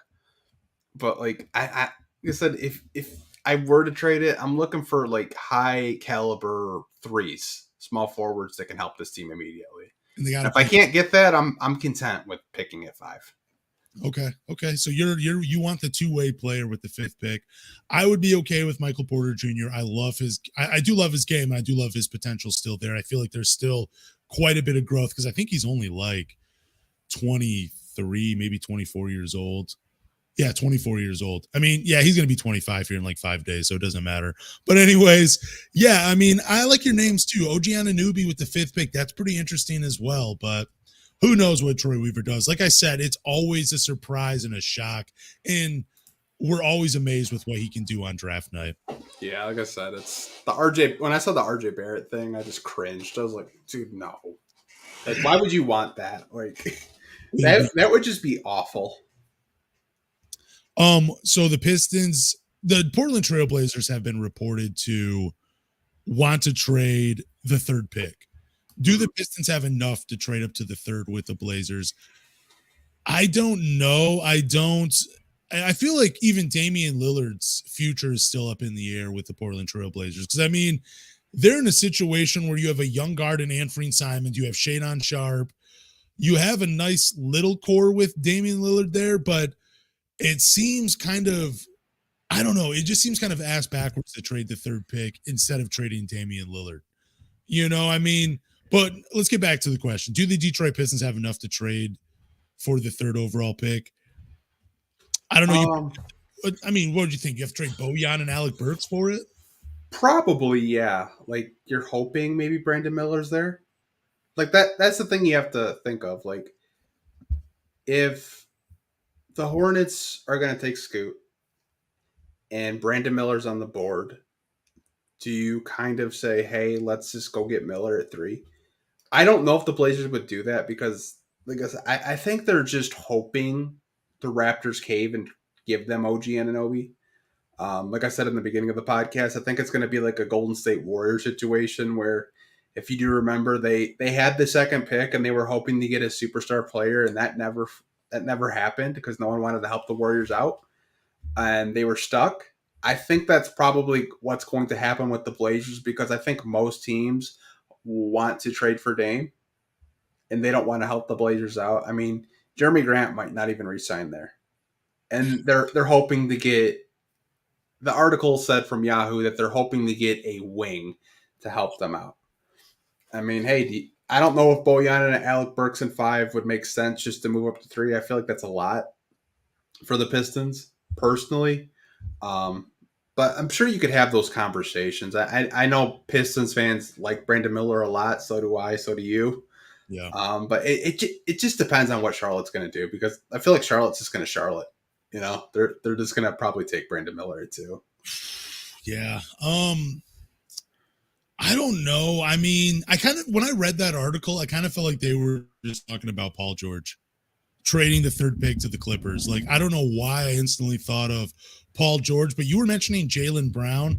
That's interesting. Maybe Boston actually does do something like that because, again, you had Jason Tatum and Jaylen Brown both make all NBA teams. Their contracts are about to be huge. Maybe you want to clear a little space with them. I don't know. But I really feel like Portland's best move would be to try to trade Damian Lillard, why his value is as high as it is right now, and just start the rebuild because it's inevitable. It doesn't matter who the Portland Trailblazers trade. They're not winning a championship. Like it's just not going to happen. I don't know why we're just fooling ourselves with this idea that they're going to win a championship with Damian Lillard as their best player. It's just never going to happen. But I mean, if Troy Weaver could I don't even know if I want Troy Weaver to get into the top 3 now. You know what I'm saying? Like, I guess because I've talked myself into the 5th pick and the prospects there. Like, I'm okay with it. I would be okay if Troy Weaver just stayed out of any trade scenarios for this. I mean, unless you had to give up like Rodney McGruder. Like, if that's the case, yeah, okay, yeah, dude, let's just do that. But that's not possible. That's never going to happen. But if you're talking about helping the Portland Trailblazers out and trading some assets that might help the Pistons win 30-plus games next year, I would rather go with the 30-plus games than the 3rd pick. Are we actually talking ourselves into maybe Scoot Henderson being drafted at like number 4 because Portland might? No, I'll go 3. I'll go top 3 for sure. Yeah, I would like to see Scoot and Dame. That'd be kind of fun. I was listening to a podcast, and I wish I had heard this a couple weeks ago. But they were talking about Scoot Henderson potentially playing like Donovan Mitchell in that off-ball role. And I'm thinking, damn, I never even thought about that. That would be great. But who knows? So, yeah, maybe I think Portland should just draft Scoot Henderson and then, just go with it right there, man. I think they should keep the pick. Yeah, if I was Portland, I would just trade Dame to Philly or Milwaukee, whatever. And then rebuild with Scoot Henderson. You got Anthony Simons. You got Nasir Little. Then you can just start over. Like, because you've tried this with Dame. Like, I know he wants to be loyal to Portland and stuff like that. But, like, if you couldn't win with LaMarcus Aldridge, Wesley Matthews, I felt like that was the peak team that they had. Like, you're not going to win with lesser talent. Like, yeah, they have Nurkic. Yeah, they had Jeremy Grant this year. Yeah, Anthony Simons is an up-and-coming star in this league. But, like, Portland just gutting their team for a short-term asset makes no sense. If I were them, I would just rebuild. Yep. But I'm hoping they're stupid enough that they want Bojan so we can go up to 3 and hopefully Brandon Miller's there. I'm hoping. And I'm probably drinking this Detroit Pistons Kool-Aid, and it probably won't happen, but I'm hopeful. I'm hopeful they're stupid enough to pull off a trade like that. It would be interesting. Imagine, what if they asked for Isaiah Stewart in the 3rd pick? If they asked for Isaiah Stewart for the 3rd pick. Maybe not just Isaiah Stewart, but they wanted him to be in there. You have to consider it. Yeah. It's interesting for sure. Again, but I don't know. I think you're right. Like, I think it's going to be like a Golden State Warriors situation where they could just not unload the 2nd overall pick because nobody wanted to help them out. I think it's going to be a situation like that. Yeah, someone said that they would ask for Wiseman, not Stu. I read an article. They were talking about DeAndre Ayton for the 3rd pick. I'm like, okay. Bro, I would not touch 8 with the 10-foot pole. Pause. Dude, DeAndre Ayton literally has no value. If you watch the playoffs, there's no way you're trading for Ayton. There's no way. The Portland should have been watching the playoffs. They weren't in it. So, you never know. But I just think it's silly that they want to trade Anthony Simons, though, and the 3rd pick. That just seems, you're setting your franchise back at that point, man. I just think it's so stupid to do that. Yeah, like I said, shout out to Billy, who's on the YouTube chat thread right now. He said they would probably want Duran or Ivy for a 3rd pick. He's probably right. You're not going to give their Detroit scraps to Portland because they want to win, but they've said they want a veteran. But like if you're having those conversations, maybe they get excited and they just go full youth movement. I don't know. I mean, what do you think has more value, Damian Lillard or the third pick? Oh, Dame. I think Dame will get you multiple first. Yeah, I think Portland is just. I love that, like you were saying. I love that Dame wants to be loyal. Love that Portland wants to be loyal to him. But I mean, at the end of the day, if you're really trying to win championships, it's better just to cut the umbilical cord and let him go. Let him. Yeah, like I said, they're probably not trading this pick with the Pistons. They're probably trading this pick. Like this could be like absolutely wild. But imagine him going to Houston and James Harden signs there because they have $60 million in cap space. Yeah, and they have the draft picks and they have the assets. Like I doubt Houston's even on his radar, but like that would just be insane. Wasn't there like a report recently where the Houston Rockets would be considering trading Jalen Green for James Harden? Like, wasn't that, or maybe that was a fake report. It wasn't real. Yeah, like James Harden's basically signing there. It's already like a done deal. So that's just crazy. But hey, they want to win. Like you don't hire Udoka to rebuild. Like they're going to like win now mode. Like they're probably going to try to push for that play in next year. So do you think that they keep Jalen Green and Kevin Porter Jr. and just sign James Harden, or do you think there'd have to be like a sign and trade? Yeah, they'll probably keep all three. I don't see why they would get rid of them because arguably you could put Kevin Porter Jr. at the point, which he did play a lot of point last year, and James Harden can just play off ball or just be the point if you want. They're kind of interchangeable. I would rather run James Harden. I don't think Kevin Porter is really a point guard. I just think he's a guy that was given the ball and he got assist numbers. I don't really think he has the vision like that to be a point guard. But hey, I think there's a difference between just getting assist numbers and actually being a point guard. But what do I know? Cade Cunningham and Jaden Ivey, we're seeing working out with Tony Harrison at his gym. It's pretty cool, man. Like they're getting ready for the Orlando Magic and Mo Wagner to come to town. Man. What they're doing. Dude, I saw so many people pissed off that they were in the gym. Boxing, they're like, yeah, buddy's in the wrong gym. I don't think people understand, like, boxing is more, it's good cardio. It's good for your reaction time. Like, boxing is actually a really good off-season type of workout. Now, I get, like, people that want to see those Andre Drummond off-season workouts where he's shooting a bunch of threes and then he never shoots a three. But, like, if you looked at the pictures, dude, Ivy looks jacked. Yes, he does. It's incredible. His arm was huge, dude. I was like, holy shit. Like, him and Cade were just, they're putting in the work. Like, they're taking their off-season seriously. It's May, dude. Like, it's not like they're taking a whole month off. Like, they're in the gym. Like, I was told, because one of my buddies knows Tony Harrison pretty well. He said the whole team's down there. The whole team went down there for a workout. So every Detroit Piston was down there working out as like kind of like a group thing. They always go down to Tony Harrison's gym and do that workout, which I think is awesome. That they're all together. They're working out. They want to get better. Obviously, they don't want to be in that same position where they have less than 20 wins. So I think I saw this as more of a positive than a negative, because a lot of people on Twitter thought it was a negative. Yeah, I'm surprised by people thinking that's a negative. Like that kind of blows my mind, because like you were saying, like boxing it's a great workout to stay in shape. Like you got to be very conditioned to be a boxer, man. It's a great, dude, you're doing jump rope for so long, man. I mean, holy crap. It's a great workout. So I think too, like, when you're working on the off season, you'd rather do something a little differently instead of just, because it can get very stagnant doing the same workouts over and over again. You want to switch things up. You want to train different muscles of your body. And that means, getting out of your comfort zone, doing something like boxing. So I have no problem with this. And if you're telling me that all the Pistons are there, it's a great team building exercise.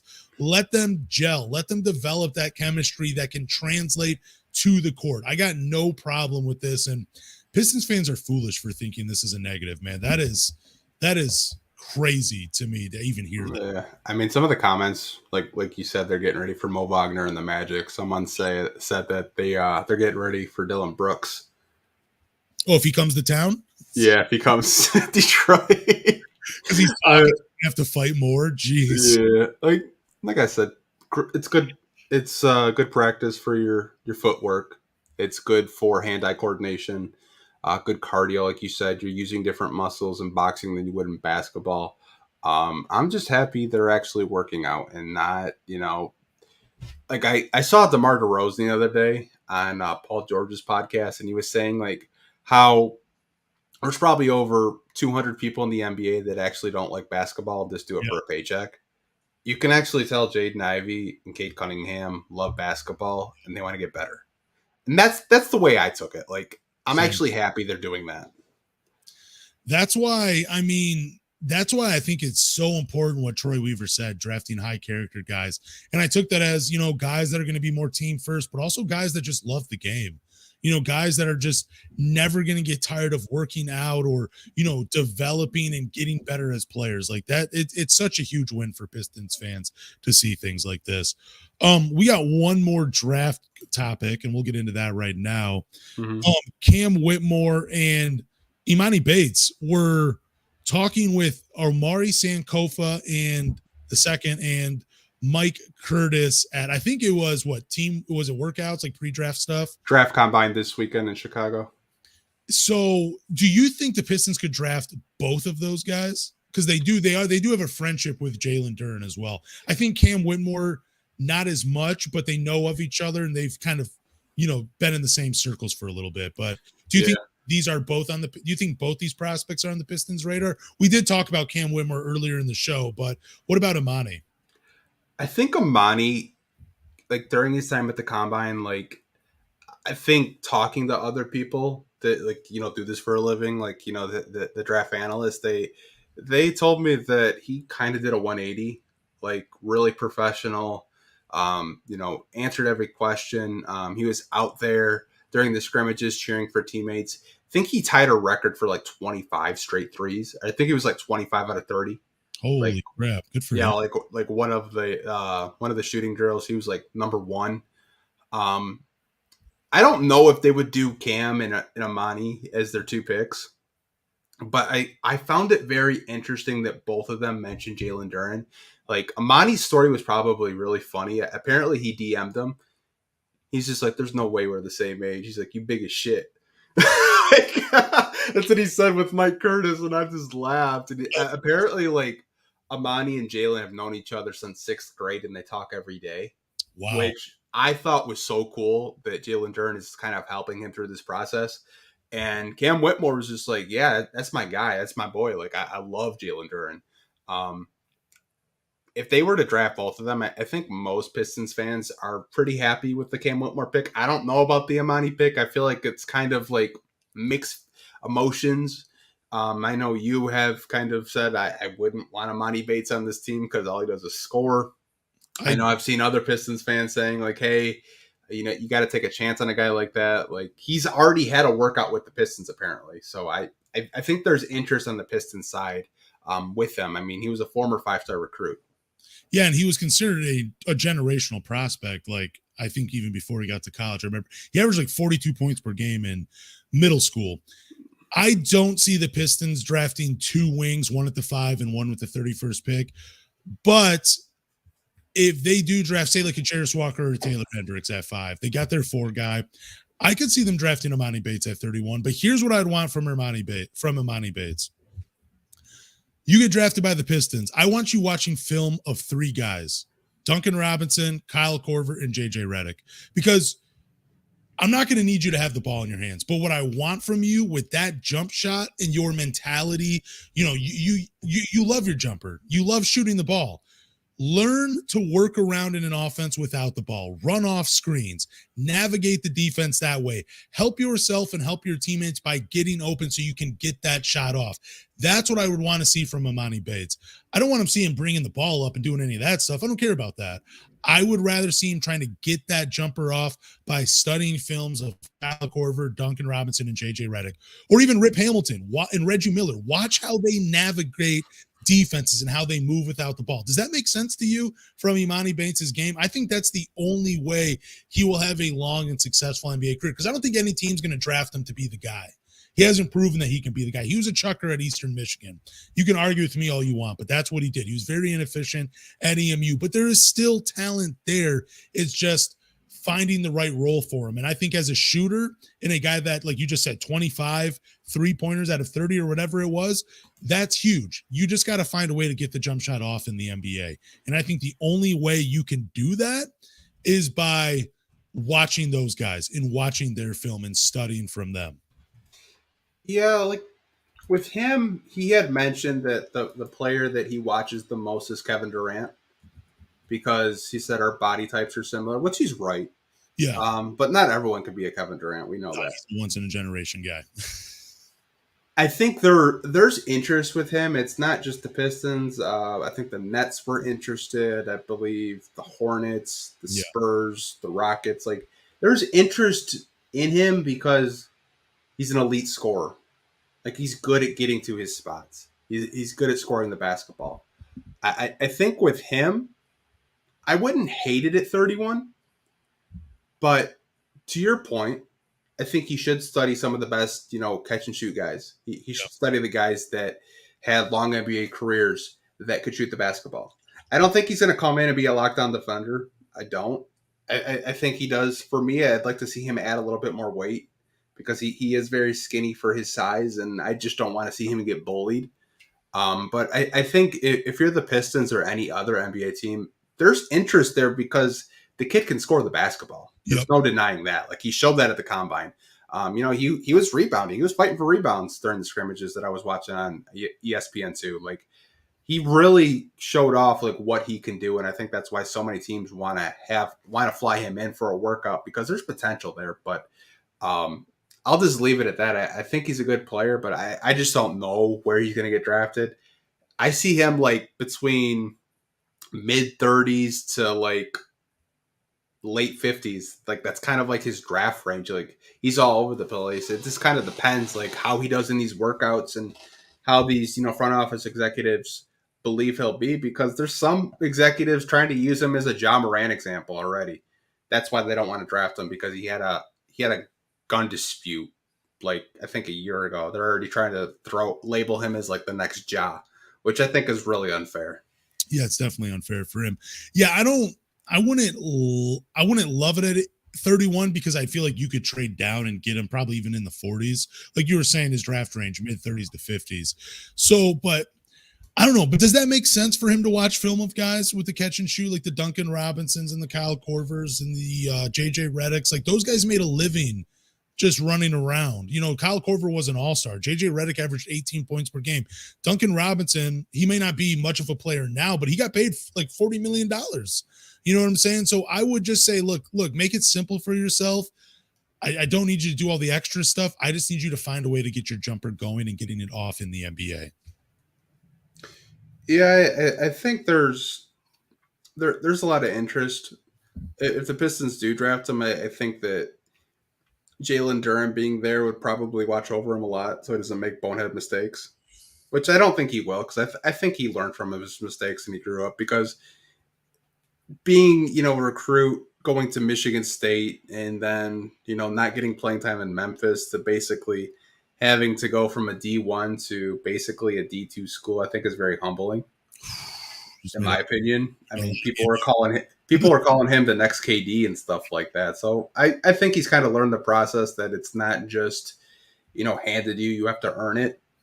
And I think he's learned from that. Like I said, I'm not opposed to it. I think there's value there. It's just, it kind of depends who's in the second round, because this is a fairly deep draft. And I feel like I say that every year, but there's a lot of talent in the second round too. There could be a guy in the first round that's there and you're just kind of scratching your head. Why? Like last year we were surprised JJ Hardy was still there.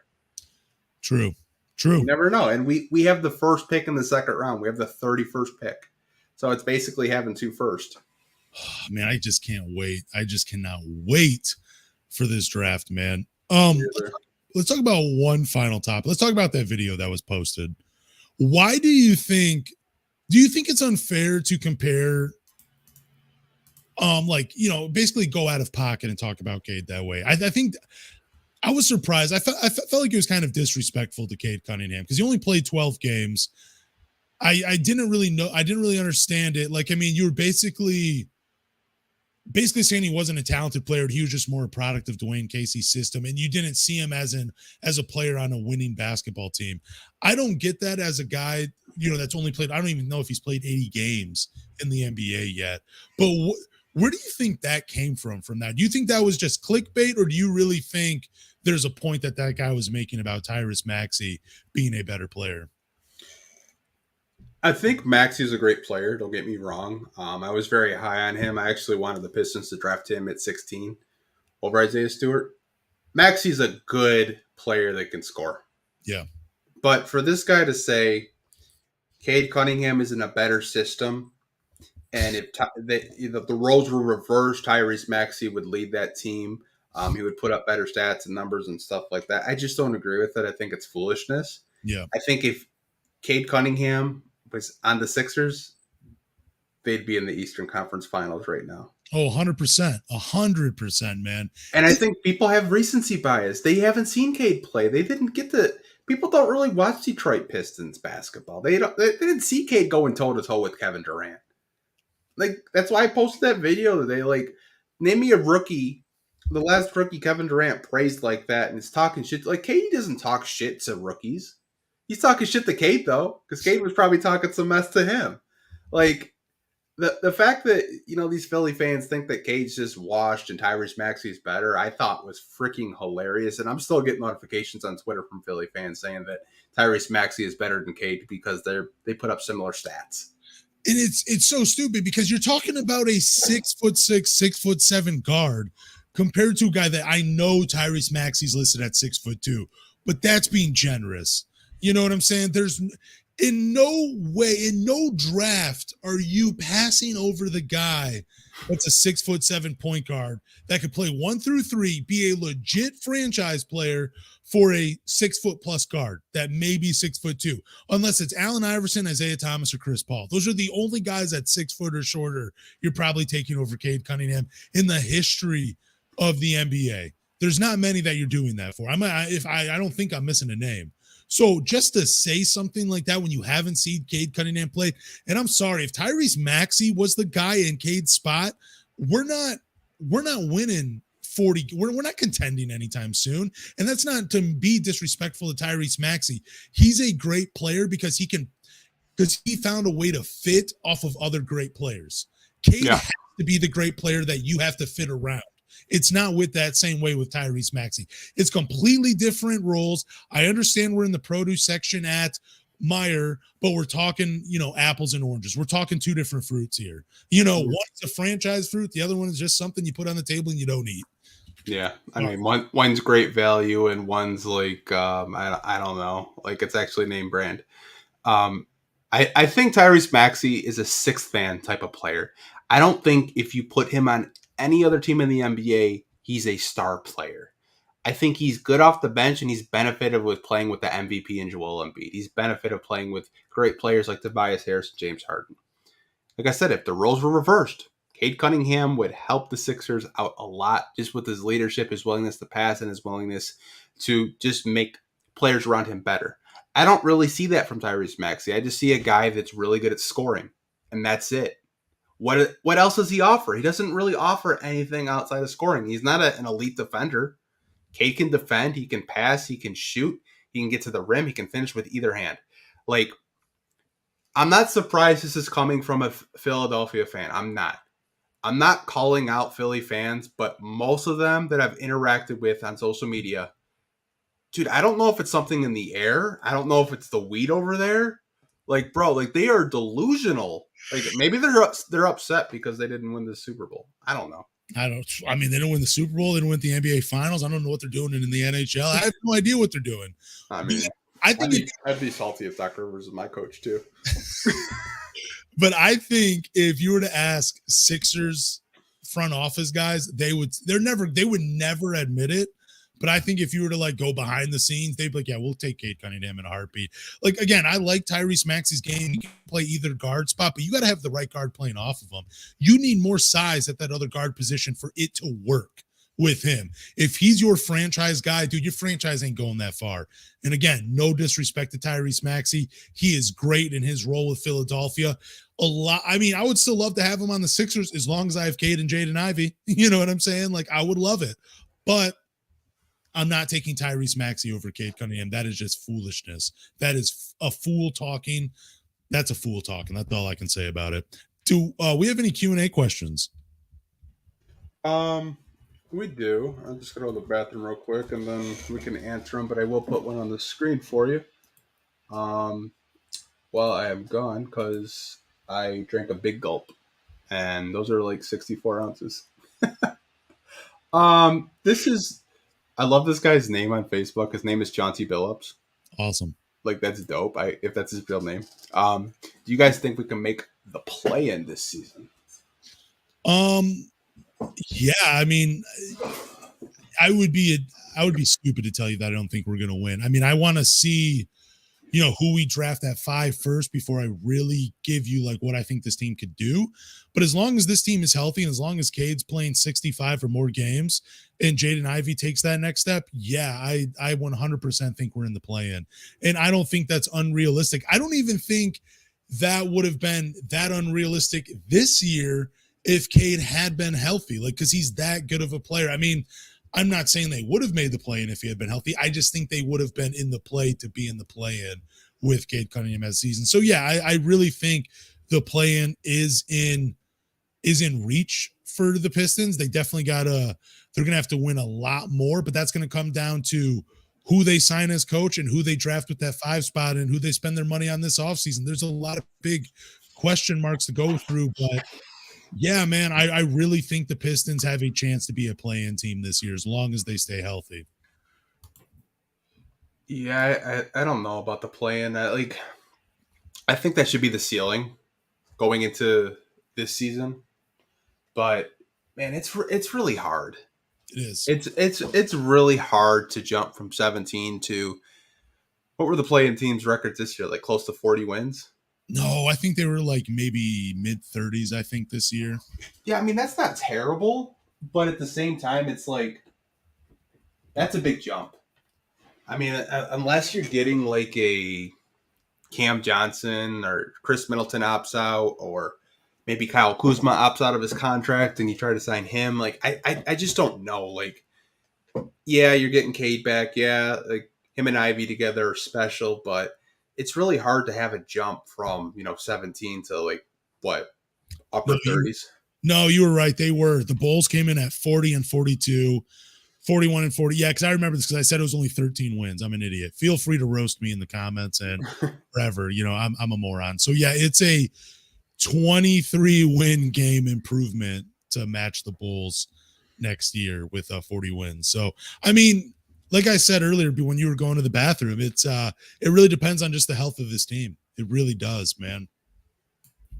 Yeah, like I said, it's not that I don't think that the Pistons could potentially do it. It's just it's hard for me to stamp my flag saying we're making the play-in, you know? Oh, yeah. No, I mean, that's why I said when you were away, I said there's too many question marks. Like, it depends on who the coach is, depends on what they do with the 5th pick, and depends on how they spend their money this offseason. Like, we got a lot of holes on this team, and we're still a young, inexperienced team. I would like to see another veteran or two on this team along with the 5th pick. And I think if Cade can play 65 or more games and Jaden Ivey can take that next step, maybe that Dwayne Wade-esque type step like we talked about last week, yeah, dude, you're a play-in team. At least you're in play for play-in. Yeah, like I think there'll be progression. I just don't want fans to get upset if it doesn't happen because they thought we were making a play-in last year and Cade got hurt.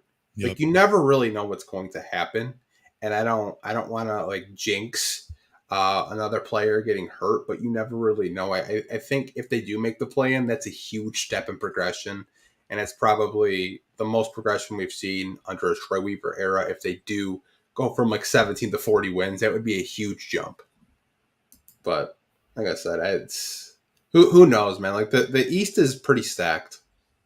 It really is. This is a good question. This is another draft question. It has to do with the Dallas Mavericks. What would it take to get number 10 from the Mavs? I would like just to think like Bojan, but I mean, I I think like maybe a combination. I don't know, man. I think it would take Bojan and probably maybe I would like to say Marvin Bagley. You know what I'm saying? It would give the Mavericks a little bit more height.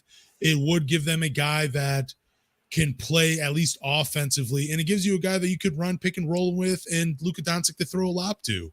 But I just don't know. The Pistons don't really have great assets because I mean you're not trading Cade, Jaden Ivey, or Duran for the 10th pick. Like those three, they're untouchable in my opinion. So your best assets are Bojan, Alec Burks, and it's a huge drop off after that in terms of assets. So I really don't know. But I would think Bojan and maybe Marvin Bagley gets it done. But then you're probably taking a big contract back, right? To get that 10th pick? I think you could trade Bojan straight up, and they might try to throw Tim Hardaway Jr. there with you. Which, I mean, it kind of depends like where you're at as a Piston fan if you want Tim Hardaway Jr. You have to remember John Beeline coached him. There's that Michigan connection. Is it really worth the 10th pick? I'm not sure. But let's say maybe someone's there. Maybe a Grady Dick is there. Maybe somehow Taylor Hendricks isn't a top 7 pick. He's there. And you got Jarace Walker. Like, if you come out with like a Jarace Walker and Taylor Hendricks, I think Pistons fans are ecstatic. Or, I mean, like we were talking earlier, Jarace Walker or Jordan Hawkins or a Grady Dick, like you had just mentioned, or even a Keontae George. Like, dude, that would be just crazy, right? Yeah. I mean, I do think trading with the Mavericks is a real possibility just because they want to win, you know, and who knows how well. I feel like they don't draft really well in the first round. You know, I mean, outside of Luke, I couldn't tell you who they drafted in the 10th round and it panned out. So maybe they're just looking to unload it to get a veteran that could help them win now. Who knows? Yeah. Like I said, I think the Mavs will definitely move off that pick because they're obviously in a win now situation, much like Portland. So they'll probably move it any chance they get. And they probably want Bojan. I don't want to say they just want Bojan because he's European and Luka likes him. I think they want Bojan because he was a 20-point per game scorer. Yeah. Someone said that like they just want Bojan because he's European so they can talk shit on the court together. Hey, I mean, dude, if that's the reason, go ahead and take him. No, I think Dallas would probably want Bojan. I don't really think they would want Burks or anything. I think Bojan's their most valuable asset. I should say most tradable asset, not most valuable.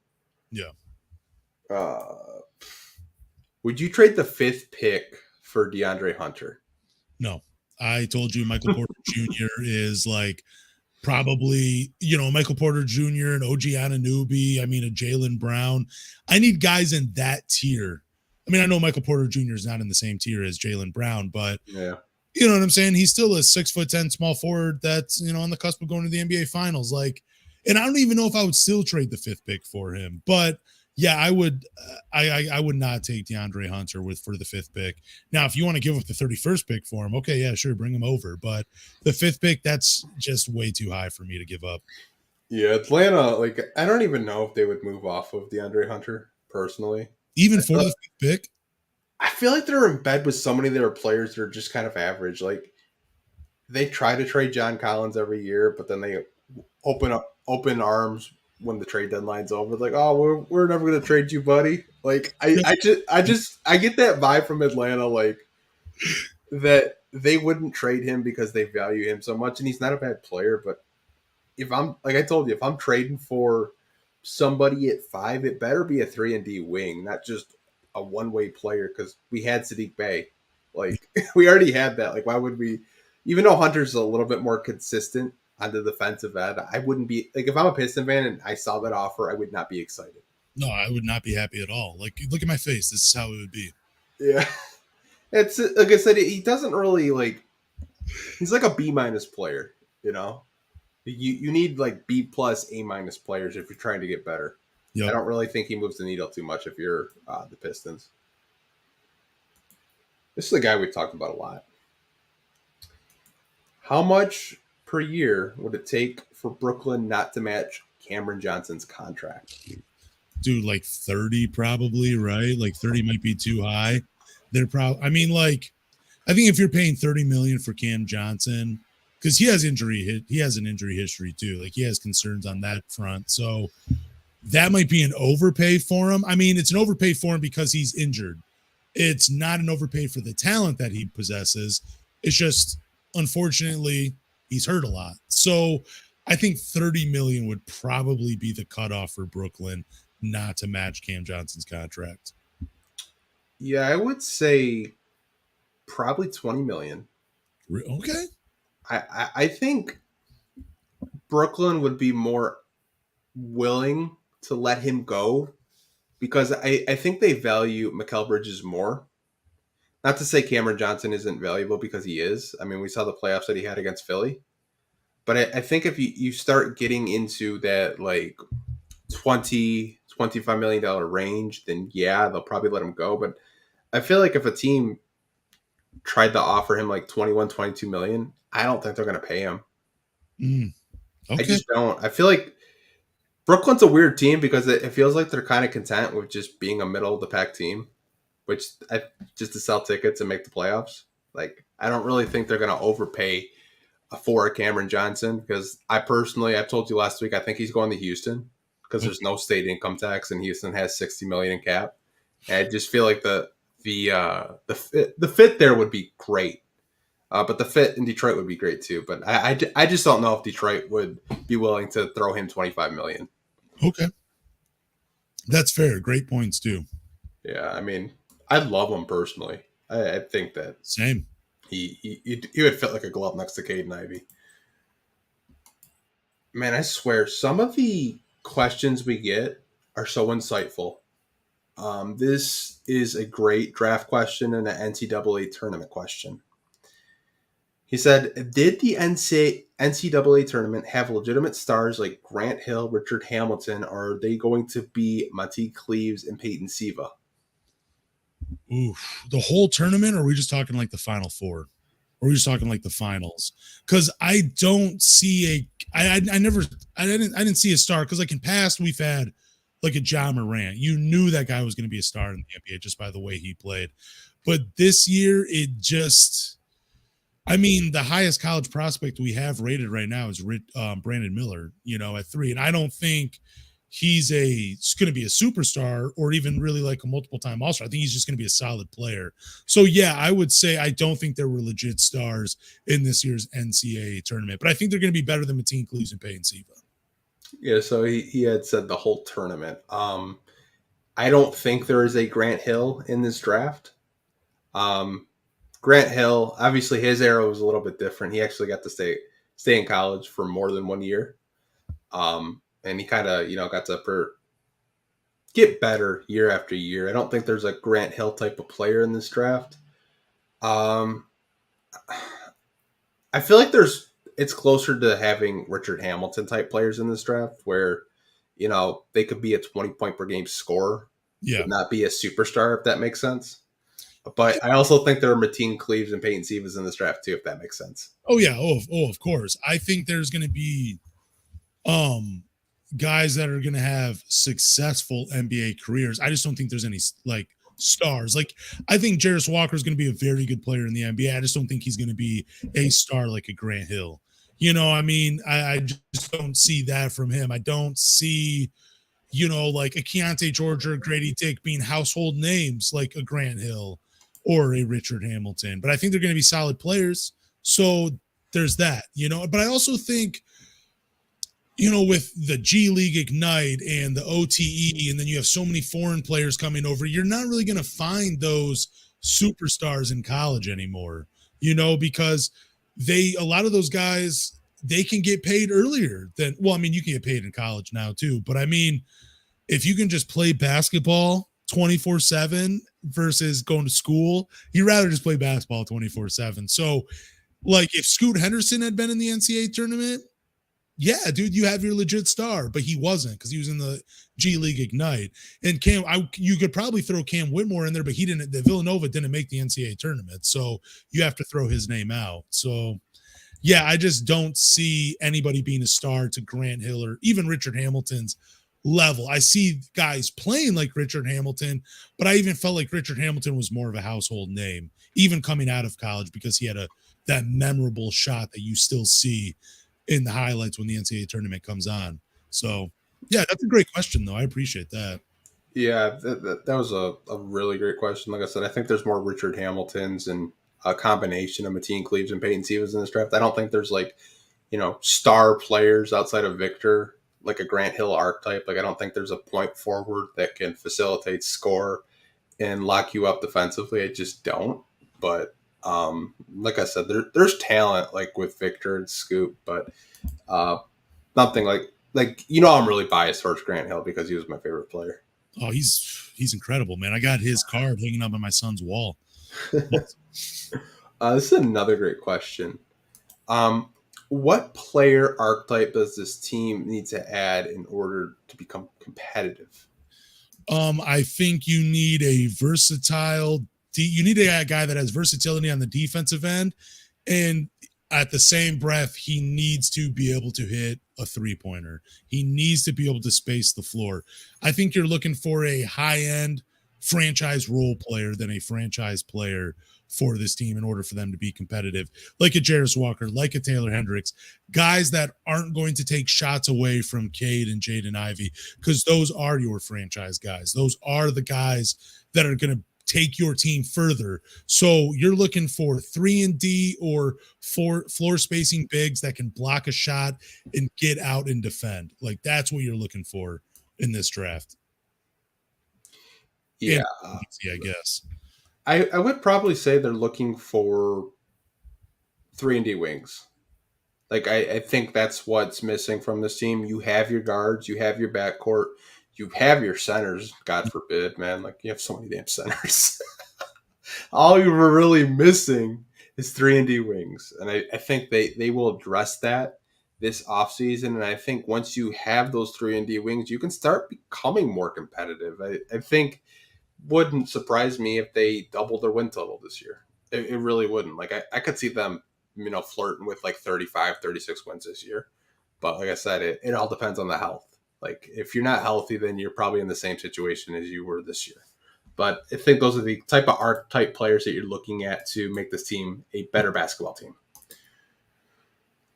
Ooh, this is a good question from Chris. Chris always drops really good questions. Question for both of us. What was the moment that made us Piston fans? Man, it was Jerry Stackhouse for me when I was 11 years old, going into, I think I was going into 5th grade. And I want to say that I could be getting the years wrong. It was either 2000 or maybe 2001. I don't quite remember. But I believe it was a 42-point game from Jerry Stackhouse. I was just getting back into basketball, and I was shooting hoops in my driveway. And, dude, I came across I was just scrolling through TV. I'm like, man, I want to see if any games are on. And I came across a Pistons game, and it was just Jerry Stackhouse, man. And then I remember, like, the newspaper that came out the next day, I'm like clipping the pictures of him and Ben Wallace. And I just fell in love with the team after. That's why Jerry Stackhouse is such a spot for me. You know what I'm saying? Like I loved watching him play, and I was so hurt when they traded him, even though Rip Hamilton helped bring the championship, but it was Jerry Stackhouse. Then I used to think Ben Wallace was the coolest motherfucker in the NBA. I just think that dude with the armbands up here, like the muscles popping out. I'm like, bro, even if I don't even play basketball, I just want to be jacked like that guy. He just looks so cool. Like there was just Ben Wallace, he had swagger before swagger was a word, man. Those two guys right there. And then Clifford Robinson, man. Like I loved Clifford Robinson as well. Like it was surreal to me to watch Clifford Robinson play, because I used to kill guys with him in NBA Live, man. Like I would go bananas with Clifford Robinson. I loved Uncle Cliffy, man. It was those three guys for me. They really solidified my love for the Pistons, man. I would probably say my first moment, why I fell in love and why I'm a Piston fan to this day, is because of Grant Hill. I thought all players were like him, and as I got older, I started to realize that he wasn't like normal players. Probably the one moment I have is him and Michael Jordan going at each other. Yeah. And Grant Hill had more points than Michael Jordan, but the Bulls still won. Probably another moment is when he dunked on Alonzo Mourning because there was some beef there with Grant Hill and Alonzo Mourning, and that dunk to me is still memorable. I think a lot of people, when they think of Grant Hill, they think of that dunk. But Grant Hill is the reason why I'm a Piston fan today. Even though I did grow up in an era where it was the teal era. Obviously they weren't competing for championships, but they were still a competitive team. I think that's the reason why I'm a Piston fan. But I wasn't around during the bad boy era because I was born in '92. So I think my first memory was like around '97 when I was like around 5. Watching the Pistons. Just like I said, the basketball in the '90s and the mid 2000s, just I loved it. Like 2000s basketball was my favorite, even though it was like not like high scoring games. Like I loved the defense because like I was on my seat as a kid because I was just like, man, like the defense that they're playing is just phenomenal, and I miss it as a kid. Like now everything's like 130 points a game, and maybe it's just me getting older. I just don't like seeing players scoring like 130 or teams scoring 130 a night. So it was the 01-02 season in the game for me with Jerry Stackhouse. That's what it was. And I still got his old jerseys just sitting in my closet even to this day. It's a silver one, has a mustard stain on it because I love a friend of mine borrow it. She was going to her first Pistons game. She kept telling me her uncle was Chuck Atkins. And I'm like, there's a Chucky Atkins that plays for the Pistons. She's like, yeah, he works for the Pistons. I have no idea what he does. And her uncle was just Chuck Atkins, and I'm pretty sure it was Chucky. But yeah, she got a mustard stain on the jersey, and I don't think I've ever washed it. It's one of my favorite jerseys that I have, and I can't fit into it anymore, but it's my Jerry Stackhouse one, and there will always be a soft spot for him in my heart, man. I love Jerry. For sure. We'll do one more question since we've been on for 2 hours, which I feel like we're on for 2 hours almost every podcast. This is from Flip. Hey guys, what could we offer New Orleans for Trey Murphy the third? I love the kid's game. Man, I love Trey Murphy's game, but I think he's one of those dudes for New Orleans. Like, I feel like he's basically untouchable, and you would almost have to overpay for Trey Murphy, I think, at this point, because I think he has a really great role with New Orleans. I just don't see them taking a Bojan or an Alec Burke or anything like that. I mean, I don't know, and I would hate to trade. I just don't know what you could get for a Trey Murphy, man. I'm sorry that I can't answer your question. I just don't think the Pistons have enough assets to get a Trey Murphy in Detroit, because I don't think New Orleans wants a Bojan or an Alec Burks, and those are your two best assets to trade. Yeah, he's still on a rookie deal until 2025, so he's only making $3 million.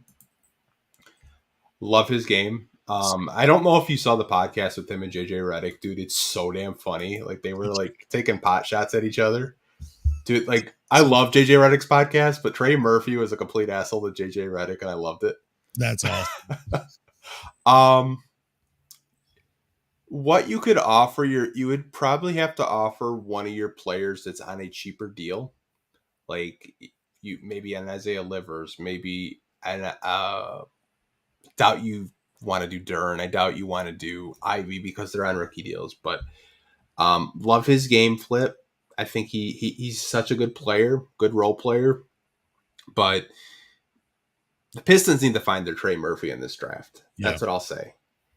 Because I think there are Trey Murphys in this draft. I think there are players in this draft that could possibly be like a Trey Murphy. But I think a trade for him, like I said, you'd have to trade one of your guys that's on a rookie deal that's around that $3 million price point for the money to work. And the Pistons really don't have too many guys on rookie deals outside of like Isaiah Stewart or Jalen Duren. I don't really know if that makes sense for New Orleans because they're kind of a team where it's like they probably want to get better. They probably want to be a playoff team at least. And I feel like they have the pieces to do that, but I'm not going to trade like a guy like Jaden Ivey for Trey Murphy because it wouldn't really make a lot of sense.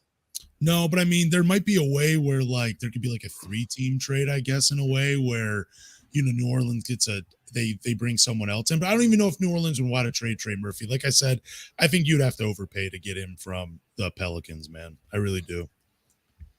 Yeah, it's like I said, I think the Pistons need to find their Trey Murphy in the draft, and I think they can. I think Troy does a fairly good job at, evaluating talent and trying to find the best possible talent. But We've been on for 2 hours. We've had an average viewer rate throughout this podcast around 100. We have 93 people watching, and we've been on for 2 damn hours. Shout out to the people in the chat. You guys are loyal subscribers and loyal fans of this podcast. We're almost coming up on 50 podcasts together, which is insane. It's awesome. But I want you to tell the people where they can find the podcast, how they can support the podcast, and give us some ratings on Spotify and Apple. Yeah, I would appreciate if you guys would do that. But here we go. Thank you guys for listening to the Pistons Talk Podcast. Do us a favor, go to Google, Apple, Spotify, or wherever you listen to podcasts and subscribe. After you subscribe, leave a review, drop a rating. But more importantly, tell a Pistons fan. Peace, guys.